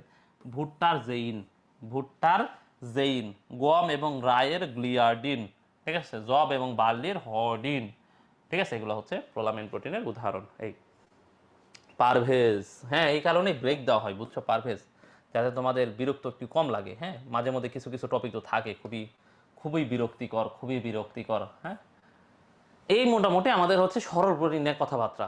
ওকে, এখন তোমাদের কাছে কঠিন লাগার কথা, কিন্তু কিছুটা একটু পরিচিত মনে হওয়ার কথা আর কি। হ্যাঁ, কিছুটা এখন মনে হবে যে হ্যাঁ ঠিক আছে, একটু একটু মনে হয় পারা যাবে আর কি। হ্যাঁ, এরকম। এরপর আসো যুগ্ম বা সংশ্লেষিত প্রোটিন, ঠিক আছে। এই তোমাদের মাথা আছে নাকি চলে গেছে? সরল প্রোটিন পড়তে যে তোমাদের মাথা কি জটিল হয়ে গেল কিনা? আমরা পড়ছি কিন্তু, ঠিক আছে, আমরা পড়ছি কিন্তু সরল প্রোটিন, কিন্তু আমাদের কাছে কি সরল মনে হয়েছে নাকি জটিল মনে হয়েছে বলো? সরল প্রোটিন পড়তে যে আমরা সরল থেকে জটিল হয়ে গেছি শরীর। আচ্ছা স্যার অনেকটা পড়াই হলো, হ্যাঁ হ্যাঁ অনেকটাই পড়া হয়েছে, আর একটু পড়ে আমরা প্রোটিন আছে শেষ করতে হবে। হ্যাঁ, আছে ভাই আছে, কিন্তু ঘুরতেছে। হ্যাঁ, মাথা তো থাকবে, কিন্তু মাথাটা একটু কেমন করবে। আসো এটা একটু সোজা আছে, তোমাদেরকে দেখাই। নিউক্লিয় যুগ্ম প্রোটিন, যুগ্ম প্রোটিনে তুমি ম্যাক্সিমাম জিনিসই রিডিং পড়বা। দেখো নিউক্লিয় প্রোটিন, তাহলে তুমি নামের মধ্যে কি পাচ্ছ? দেখো নিউক্লিয় প্রোটিন, তাহলে প্রোটিন প্লাস নিউক্লিক অ্যাসিড, তাই না? দেখো যুগ্ম প্রোটিনে নিউক্লিয় protein, protein plus nucleic acid, প্রোটিনের সাথে কি আছে? নিউক্লিক অ্যাসিড, ঠিক আছে। তাহলে প্রোটিন প্লাস নিউক্লিক অ্যাসিড। দেখো গ্লাইকো প্রোটিন, দেখো গ্লাইকো, গ্লাইকো মানে কি? গ্লাইকোজেন গ্লুকোজ এরকম না? তার মানে এই যে দেখো গ্লাইকো, গ্লাইকো থেকে তুমি গ্লাইকোজেন গ্লুকোজ এগুলো বলতে পারো না? গ্লাইকো, গ্লাইকোজেন বা গ্লুকোজ। তার মানে গ্লাইকো প্রোটিন মানে প্রোটিনের সাথে আছে শর্করা, ঠিক আছে। গ্লাইকো কথা থাকলে তোমরা মনে রাখবা প্রোটিনের সাথে কি আছে ভাইয়া? শর্করা। কি আছে ভাইয়া? শর্করা, ঠিক আছে। তাহলে প্রোটিনের সাথে শর্করা আছে, এটা মনে রাখো। লিপোপ্রোটিন, তোমরা কি মনে রাখবা? প্রোটিনের সাথে লিপিড আছে। লিপোপ্রোটিনের ডিটেলস পড়ার দরকার নেই, এখানে 2 লাইন দাগানো থাকলেও, কারণ এগুলো লিপোপ্রোটিন তোমরা সামনে লিপিড পড়ার সময় তোমরা পড়বা আর কি। আগামী আগামী দিনের ক্লাসে তোমাদেরকে লিপোপ্রোটিন পড়ানো হবে, ঠিক আছে। তাহলে লিপোপ্রোটিন কি? প্রোটিনের সাথে ভাইয়া কি আছে? লিপিড আছে, শেষ কাহিনী। এরপর আসো ক্রোমোপ্রোটিন। ক্রোমো মানে হচ্ছে রঞ্জক, ঠিক আছে। ক্রোমো মানে হলো রঞ্জক ভাইয়া, ক্রোমো ক্রোমো, এই ক্রোমো, ক্রোমাটিন, ক্রোমাটিন মানে হচ্ছে রঞ্জক। তাহলে প্রোটিনের সাথে যদি কোনো রঞ্জক যুক্ত হয়, কি যুক্ত হয়? রঞ্জক, যার রং আছে, এরকম কেউ যদি যুক্ত হয়, দেখো এখানে সবগুলো রং আছে। দেখো হিমোগ্লোবিন, হিমোগ্লোবিনের রং কেমন? লাল, তাহলে এটা একটা রঞ্জক হিমোগ্লোবিন। তারপর দেখো ক্লোরোফিল, ক্লোরোফিলের রং কি? এটা তোমরা সবাই জানো, সবুজ, তাই না? তারপর দেখো ক্যারোটিনয়েড, ক্যারোটিনয়েডের রং হলো কমলা। কি রং? কি রং? কমলা। তারপর বিলি প্রোটিন, তার মানে এখানে এই যে বিলি রুবিন আছে, তাই না? বিলি রুবিনের রং হলো হলুদ, হলুদ, ঠিক আছে। এরপরে হচ্ছে দেখো ফ্ল্যাবোপ্রোটিন, ঠিক আছে। তো দেখো ফ্ল্যাবোপ্রোটিন, বিলি প্রোটিন, ক্যারোটিনয়েড, ক্লোরোফিল, হিমোগ্লোবিন, এগুলো তোমার মুখস্থ এমনি থাকবে, 2 বার পড়লে মোটামুটি মনে থাকবে। এটা অনেক বেশি কঠিন না, হ্যাঁ, দেখে মনে থাকবে। কারণ হচ্ছে এই যে ক্রোমো, ক্রোমো মানে আমরা কি বলছি? ক্রোমো মানে ক্রোমাটিন, ক্রোমাটিন মানে রঞ্জক, যেখানে রঞ্জক আছে, রং আছে। তা দেখো এই যে লাল, সবুজ, কমলা, হলুদ আমরা রং দেখতেছি। এরপর আসো মেটালোপ্রোটিন। মেটালোপ্রোটিন মানে কি? প্রোটিনের সাথে কি আছে বলো? মেটাল মানে কোনো ধাতু আছে। তাহলে এই ধাতু কি হইতে পারে ভাইয়া? দেখো আয়রন হইতে পারে, ম্যাঙ্গানিজ হইতে পারে, ঠিক আছে, ম্যাগনেসিয়াম হইতে পারে, জিঙ্ক হইতে পারে। তাহলে মেটালোপ্রোটিনের 2টা উদাহরণ আছে। হ্যাঁ, সিডারোফিলিন আর সেলোপ্লাজমিন। দেখো ভাইয়া, সিডারোফিলিন আর হচ্ছে সেলোপ্লাজমিন, সিডারোফিলিন আর হলো সেলোপ্লাজমিন, এই 2টা হচ্ছে কিসের উদাহরণ ভাইয়া? মেটালোপ্রোটিন। কিসের কিসের? মেটালোপ্রোটিন। এরপর আসে দেখো ফসফোপ্রোটিন, প্রোটিনের সাথে কি আছে? ফসফেট। তাহলে দেখো উদাহরণ মনে রাখা লাগবে মাত্র 3টার, ঠিক আছে। এখানে উদাহরণ মনে রাখা লাগবে মাত্র 3টা, মেটালোপ্রোটিন, ঠিক আছে, ক্রোমোপ্রোটিন আর ফসফোপ্রোটিন। এর মধ্যে বেশি ইম্পর্টেন্ট হচ্ছে, সবচেয়ে বেশি ইম্পর্টেন্ট হচ্ছে ফসফোপ্রোটিন। হ্যাঁ, ফসফোপ্রোটিনের উদাহরণ হচ্ছে দেখো দুধ আমাদের ভাই, সরি ডিম আমাদের ভাই, দুধের কেসিনোজেন আর ডিমের ভাইটেলিন। দুধের কেসিনোজেন আর কি ভাইয়া? ডিমের ভাইটেলিন। দুধের কেসিনোজেন আর কি ভাইয়া? ডিমের ভাইটেলিন। এরপর দেখো ফ্ল্যাবোপ্রোটিন, ফ্ল্যাবোপ্রোটিনে এই যে ফ্ল্যাবিন যুক্ত হয়েছে, ঠিক আছে, কে কে কে? ফ্ল্যাবিন মানে এফএডি, ঠিক আছে। আর দেখো হয়েছে লৌহ পোরফাইরিন প্রোটিন, এখানে কি হয়েছে? লৌহ মানে আয়রন, তাই না? তাহলে দেখো এখানে আয়রন পোরফাইরিন যৌগ যুক্ত হয়েছে, শেষ। ঠিক আছে, তাহলে এগুলো নিয়ে আর প্যাচ খাওয়ার দরকার নাই। ওকে, এমন মনে হচ্ছে না ভাই এখন ব্রেক দিলে তোমাদের ভালো হইতো? মনে হচ্ছে নাকি ব্রেকটা আসলে অসময় হয়ে গেছে, মাথা তো এখন আরো বেশি ঘুরাইলো। ঠিক আছে, টেনশনে কিছু নাই। আর পড়া শুধু আর আর আর একটা নতুন নতুন উদাহরণ মুখস্থ করাবো। ঠিক আছে, এরপরে শেষ। হ্যাঁ এই তো একদম। এরপর আসো উদ্ভূত প্রোটিন। তাহলে আমরা কি বলছি দেখো, উদ্ভূত প্রোটিন কি সহজে থাকে?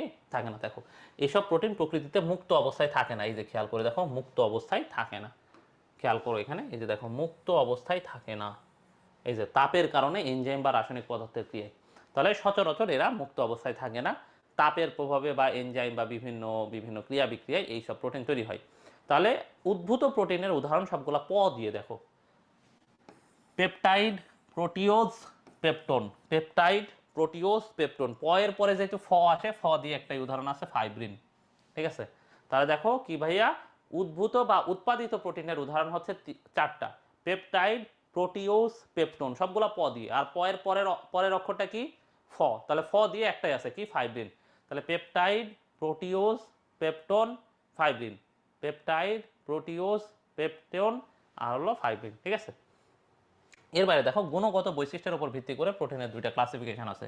দেখো প্রথম শ্রেণীর প্রোটিন আর একটা হলো দ্বিতীয় শ্রেণীর প্রোটিন।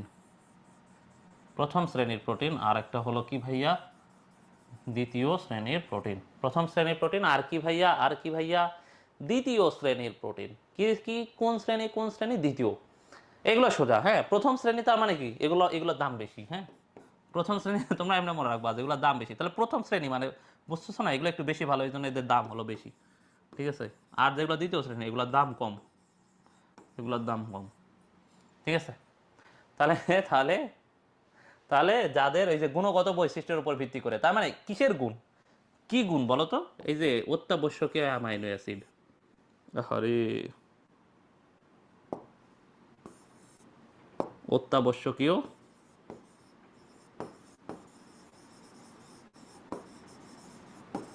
অত্যাবশ্যকীয় অ্যামাইনো অ্যাসিড।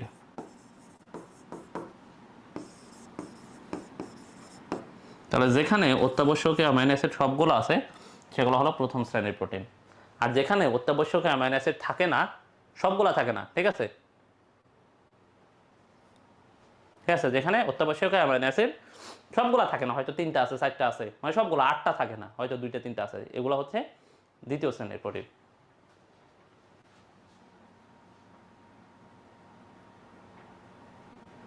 ফিব্রিনোজেন থেকে এনজাইমের প্রভাবে ফিব্রিন তৈরি হয় বলে কি এরা ডিরাইভ প্রোটিন? হ্যাঁ হ্যাঁ দীপ, তুমি তো দেখি অনেক কিছু জানো। কেমনে কি? হ্যাঁ, এত কিছু কিভাবে আমরা জানি? ঠিক আছে, আসো তাহলে আমরা প্রথম শ্রেণীর প্রোটিন আর দ্বিতীয় শ্রেণীর প্রোটিনে কি বলছি শোনো, এটাই শেষ, এখানে আর উদাহরণ টুদাহরণ নাই। হ্যাঁ, ক্লাস অলমোস্ট শেষ, এরপরে তোমাদের সাথে কিছু গল্প গুজব করবো আর কি। অলমোস্ট শেষ, অবশ্য আমাদের টাইমও অলমোস্ট কাছাকাছি। তাহলে দেখো প্রথম শ্রেণীর প্রোটিন মানে আমরা কি বলছি, যেখানে অত্যাবশ্যকীয় অ্যামাইনো অ্যাসিড সবগুলো থাকে। তাহলে অত্যাবশ্যকীয় অ্যামাইনো অ্যাসিড যেখানে সবগুলো থাকে, এর জন্য এই খাবারগুলোর দাম বেশি। যেমন দেখো এই যে মাছ, মাংস, দেখো মাছ, মাংস, ডিম, দুধ, বাদাম। হ্যাঁ, এই বাদাম মানে সহজ বাদাম চিন্তা করে না, ওই যে কিছু দামি বাদাম আছে না, পেস্তা বাদাম, দেখবো যে 4,000 টাকা কেজি। ঠিক আছে, তারপরে আমাদের কাঠবাদাম, টাটবাদাম, কাজু বাদাম, কাজু বাদামও 2,000 2,500 টাকা কেজি। তারপর দেখো সয়াবিন, সয়াবিনেরও দাম টাম ভালোই আছে। হ্যাঁ, তাহলে দেখো মাছ, মাংস, ডিম, দুধ, বাদাম আর সয়াবিন। তাহলে দেখো উদ্ভিজ্জর মধ্যে শুধুমাত্র, ঠিক আছে, সয়াবিন আর বাদাম, এই দুইটা একটু মনে রাখো ভালো মতো, সয়াবিন আর বাদাম এরা হচ্ছে উদ্ভিজ্জ। বাকি সমস্ত সয়াবিন এবং বাদাম বাদে যত উদ্ভিজ্জ প্রোটিন আছে, সকল উদ্ভিজ্জ প্রোটিন হলো দ্বিতীয় শ্রেণীর প্রোটিন। যেমন ধরো ডালের মধ্যেও প্রোটিন আছে, এই ডাল মাল যেগুলো আছে সেগুলো হচ্ছে উদ্ভিজ্জ প্রোটিন। তাহলে তোমার যে চীনা বাদাম, যেটা সস্তা বাদাম, সেই সস্তা বাদাম কিন্তু দ্বিতীয় শ্রেণীর প্রোটিন। আর যেগুলো দামি বাদাম ওগুলো হলো প্রথম শ্রেণীর প্রোটিন। বোঝা গেছে?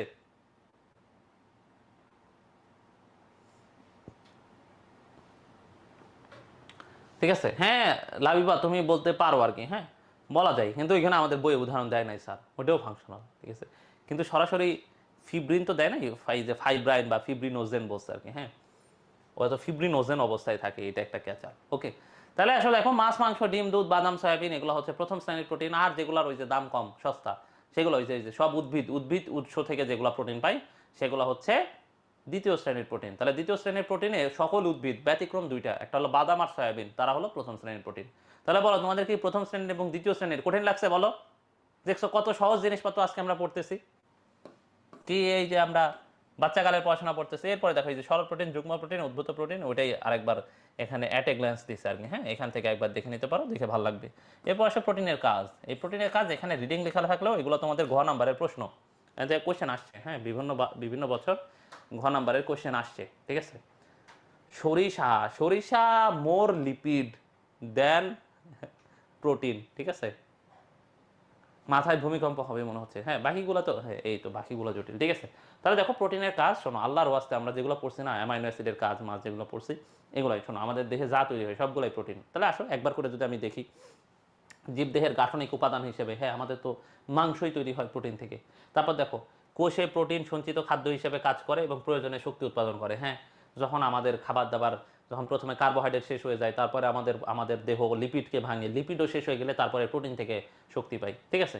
তারপর দেখো বিভিন্ন অঙ্গাণু এবং কোষ ঝিল্লি গঠন করে, আমরা তো জানি আমাদের কোষ মোষ্ট প্রোটিন দিয়ে তৈরি হয়।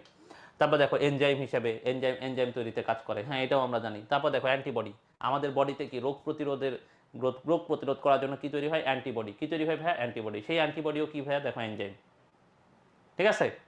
যে অ্যান্টিবডিগুলো তৈরি হয় সেই অ্যান্টিবডিগুলোও কি প্রোটিন, মানে আমাদের দেহ যেগুলো তৈরি করে সবগুলোই প্রোটিন। তোমরা মনে রাখো আমাদের দেহ যেগুলো তৈরি করে সেগুলো সবগুলোই প্রোটিন মোটামুটি, ঠিক আছে। তাহলে আমাদের দেহে দেখো হরমোন তৈরি হয়, একটু আগে হরমোনের আমরা উদাহরণও পড়ছি, এই হরমোনও প্রোটিন। আর দেখো এই যে হিস্টোন প্রোটিন কি করে, নিউক্লিয়াস এবং নিউক্লিক অ্যাসিডে থাকে আর কি, এটাও আমরা পড়লাম। তারপর দেখো কিছু প্রোটিন বিষাক্ত হয়, এগুলো খাইলে মানুষ আবার মরে যাবে, যেমন ধরো সাপের বিষ যদি খাই মানুষ মরে যাবে না, মরে যাবে না। তাহলে সাপের বিষ কোথায় তৈরি হয়, সাপের দেহে। তাহলে সাপের দেহে যেহেতু তৈরি হয়, জীব দেহে তৈরি হচ্ছে, তার মানে এটাও প্রোটিন, ঠিক আছে। আমার দেখো এই যে হিমোগ্লোবিন প্রোটিন প্রাণী দেহে কি করে, অক্সিজেন নিয়ে যায়। হিমোগ্লোবিন কি কাজ করে, এই যে অক্সিজেন সঞ্চালন করে, এটাও আমরা পড়ছি। এরপর দেখো মানব দেহের পেপটাইড থেকে সকল উৎপাদিত প্রোটিন ডিফেন্সিভ অ্যান্টিবডি হিসেবে কাজ করে। তাহলে আমাদের এই যে পেপটাইড কি দেখো, পেপটাইড থেকে যে প্রোটিন, ওই যে অ্যান্টিবডি তৈরি হচ্ছে, সেই অ্যান্টিবডি কি হিসেবে কাজ করে দেখো, ডিফেন্সিভ মানে প্রতিরক্ষা, আমাদের দেহকে প্রতিরক্ষা দেয় কিসের বিরুদ্ধে, জীবাণুর বিরুদ্ধে, অ্যান্টিবডি। এরপর দেখো পিগমেন্ট হিসেবে কাজ করে, যেমন রডোপসিন, এই যে আমাদের চোখে রড কোষ এবং কন কোষ আছে না, এগুলো আমাদের দেখতে সাহায্য করে। এটা আমি তোমাদের রড কোষ কোন কোষ আর একটু ডিটেলস সামনের দিন পড়াবো। তাহলে আমাদের দেহে তৈরি হচ্ছে মানে তুমি চুপচাপ কি মনে রাখবে, এগুলো প্রোটিন, ম্যাক্সিমাম জিনিসই প্রোটিন। এরপর দেখো আমাদের কোষ ওই যে ভাইরাস এবং ক্যান্সারের বিরুদ্ধে আমাদের বডি ইন্টারফেরন তৈরি করে। ভাইরাস এবং ক্যান্সারের বিরুদ্ধে আমাদের বডি কি তৈরি করে ভাই, ইন্টারফেরন, ঠিক আছে। যদি আমাদের বডি ভাইরাসে আক্রান্ত হয় বা ক্যান্সারে আক্রান্ত হয়, তাহলে আমাদের বডি তৈরি করে হলো ইন্টারফেরন। কি তৈরি করে ভাই, ইন্টারফেরন। এই ইন্টারফেরনও হচ্ছে একটা প্রোটিন। কি প্রোটিন, ওকে। না আমাদের দেহ যা তৈরি করে, ওকে। এরপর আসো আমরা এই যে জীব দেহে প্রোটিনের ভূমিকা, ওই সেম জিনিসই এখানে বিস্তারিত বলিয়ে লিখছে, ওই সেম জিনিসই এখানে বিস্তারিতগুলো, ঠিক আছে, বিস্তারিত করে লিখছে। এই মার্ক করাগুলো বেশি ইম্পর্টেন্ট বলতে তোমাদের জন্য এটা ঘ নাম্বারের প্রশ্ন, এটা আসবে জীব দেহে প্রোটিনের ভূমিকা ব্যাখ্যা করো, এটা ঘ নাম্বারের প্রশ্ন, ঠিক আছে। তাহলে এগুলো তো মেডিকেল অ্যাডমিশন টেস্টের স্ট্যান্ডার্ডে দাগানো, এই জন্য তোমাদের কাছে তোমাদের জন্য এটা মনে হইতে পারে যে না তাহলে তো এটা রিডিং লেখা আছে, তাহলে রিডিং পড়লে হবে। তাহলে এখানে শুধু দুইটা নতুন জিনিস দেখবা, সেটা হচ্ছে একটা নতুন জিনিস, দুইটা নতুন জিনিস দেখবা, যে দেখো আমাদের ব্যথা নাশক হিসাবে, দেখো ব্যথা নাশক হিসাবে আমাদের মাথা এন্ডোরফিন তৈরি করে। কি তৈরি করে, এন্ডোরফিন। এটাও একটা কি ভাইয়া, প্রোটিন। তাহলে ব্যথানাশক হিসেবে আমাদের দেহ কি তৈরি করে, এন্ডোরফিন। কি তৈরি করে, এন্ডোরফিন, সেটাও একটা কি, প্রোটিন। তারপর দেখো আমাদের ঘুম তৈরি করার জন্য আমাদের মাথা এস ফ্যাক্টর তৈরি করে। কি ফ্যাক্টর, এস ফ্যাক্টর, সেটাও একটা প্রোটিন। তাহলে ঘুমের জন্য আমাদের মাথা কি তৈরি করে, এস ফ্যাক্টর। এস মানে স্লিপ ফ্যাক্টর। যেমন এই যে তোমাদের এখন স্লিপ ফ্যাক্টর কমে গেছে, তাই না, বলো। তোমাদের কি স্লিপ ফ্যাক্টর বেশি না কম, এই তোমরা বলো তো, তোমাদের স্লিপ ফ্যাক্টর বেশি নাকি কম, ঠিক আছে, কম। এই কারণে দেখবা যে তোমাদের ঘুমটুম আসে না, তাই না। ঘুমটুম নিয়ে অনেক অনেক অনেক অনেক ধরনের সমস্যা আমরা ফেস করি, তাই না। এই ঝামেলা তো এখানে, ঠিক আছে। ও তোমাদের বেশি খাইছে রে, তোমাদের এন্ডোরফিন বেশি, তোমাদের ঘুম কম আসে না বেশি আসে, তোদের ঘুম বেশি আসে, সারাদিনই ঘুম পাই না, তাহলে তো ঝামেলা আছে। তাহলে তোমরা রাতে ঘুমাও না, এই জন্য সারাদিন ঘুম পাই।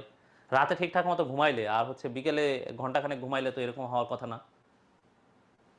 পারভেজ নাকি 12 থেকে 14 ঘন্টা ঘুমায়, ঠিক আছে। তোমরা তো দেখি আমার উত্তরসূরি। এবার আসো এই যে প্রোটিন মোটিন এগুলা এই কি প্রকার টোকার, খাদ্য তালিকায় আসো প্রোটিন। হ্যাঁ, আমরা খাবার দাবারে প্রোটিন থাকা দরকার, সেটা একটু পড়ে ফেলি। তোমরা তো জানো যে আমাদের খাবার দাবারে প্রোটিন না খাইলে ঝামেলা হবে, ঠিক আছে। কি খাইলে ঘুম কম হবে, কি খাবা, একটু চা কফি খাইতে পারো, তাহলে একটু ঘুম টুম কম হবে। তাহলে দেখো খাদ্য তালিকায় প্রোটিন কোথায় কোথায় ভাইয়া, খাদ্যের তালিকা মানে খাদ্যে প্রোটিন থাকা দরকার। আর এখানে আসো ওই যে এখানে এখানে শুধু তোমাকে একটা জিনিসই পড়াবো, সেটা হচ্ছে আচ্ছা, ছোটবেলা থেকে আমাদের মা বাবা আমাদেরকে একটা খাবার খাইতে বেশি বলে, বলো তো কি কি খাবার খাইতে বেশি বলে, কি খাবারের জন্য আমাদেরকে বেশি প্যারা দেয়, কি বলো তো? এ তো সাবাস, ডিম আর দুধ না? হ্যাঁ, কেন কেন প্যারা দেয় জানো? এই যে দেখো, এই ডিম দুধ কিন্তু ভালো জিনিস, তোমরা তো এইগুলো না খেয়ে উল্টা পাল্টা জিনিস বেশি খাও, এই জন্য তো তোমাদের ঘুম টুম ঠিকঠাক মতো আসে না, মানে ঘুম বেশি আসে, ঠিক আছে? তা দেখো, এই যে ডিম আর দুধ আদর্শ প্রোটিন পাওয়া যায়, এদের এই লাইন দেখো, আদর্শ প্রোটিন পাওয়া যায় কোথায়? ডিম আর দুধে। এই জন্য আদর্শ খাবার কে? ডিম আর দুধ। তাহলে আমরা কোষ রসায়ন পড়ে আমাদের জীবনে গেইন হচ্ছে এই একটা, যে আদর্শ খাবার, আদর্শ খাবার কে? ডিম আর দুধ। কে ভাইয়া? ডিম আর দুধ। সারা রাত ঘুমালেও আমার সবার সময় ঘুম ধরে, কি করা যায় ভাইয়া? না, তাহলে তো এরকম হইতে পারে তুমি অপুষ্টিতে ভুগো, তাহলে তো তোমার একটু পুষ্টিকর খাবার দাবার খাইতে হবে ভাইয়া, ঠিক আছে? এরকম হইতে পারে। আবার এরকম হইতে পারে তুমি খাবার দাবার অনেক বেশি খাও, এই কারণে তোমার বডি সারাদিন তোমার খাবার হজম করতেই সমস্ত শক্তি চলে যায়, এই জন্য তোমার বডির অন্যান্য কাজ আর করতে পারে না আর কি, এই জন্য ঘুম পাই। এটাও হইতে পারে। তাহলে মমিনুল, তুমি কোন ক্যাটাগরির বলো? তুমি কি অতিরিক্ত খাওয়া দাওয়া করো নাকি কম খাওয়া দাওয়ার জন্য ঘুম আসতেছে? শোনো, এটা 100 গ্রাম প্রোটিনে কোন অ্যামাইনো অ্যাসিড আছে আল্লাহর ওয়াস্তে পড়ার দরকার নাই, ঠিক আছে? এই যে উম্মে তাসমিয়া, ঠিক আছে, সে এখন একটা ভালো কথা বলছে, 5 ঘন্টার বেশি ঘুমানোর টাইমই সে পায় না। এই এই অবস্থায় তো তোমাদের আসলে টাইম পাওয়ার কথা না, যদিও তোমাদের এখন শুক্র শনি 2 দিন করে ছুটি থাকে, এই জন্য তোমাদের জীবন অনেক চিল। আমাদের সময় খুব প্যারা যাইতো, ঠিক আছে? প্রতিদিন 2টা 3টা করে প্রাইভেট থাকতো, এই যে 2টা আড়াইটা আড়াইটা 3টা পর্যন্ত কলেজ থাকতো। সকালে উঠে এই যে কলেজে যাও, কলেজ থেকে ওই দিক থেকেই এই যে কোনো মতে কোনো দিন বাসায় আসা হইতো, কোনো দিন বাসায় আসা হইতো না। তারপরে এই যে 2টা 3টা 4টা প্রাইভেট যাও, দৌড়াও, প্রাইভেটে দৌড়াও, ঠিক আছে? প্রাইভেট পড়ে এসে এবার আর শরীরে আর কোনো শক্তি নাই, কিসের পড়াশোনা, সব ফেলে দিয়ে আমরা বসে থাকতাম আর কি,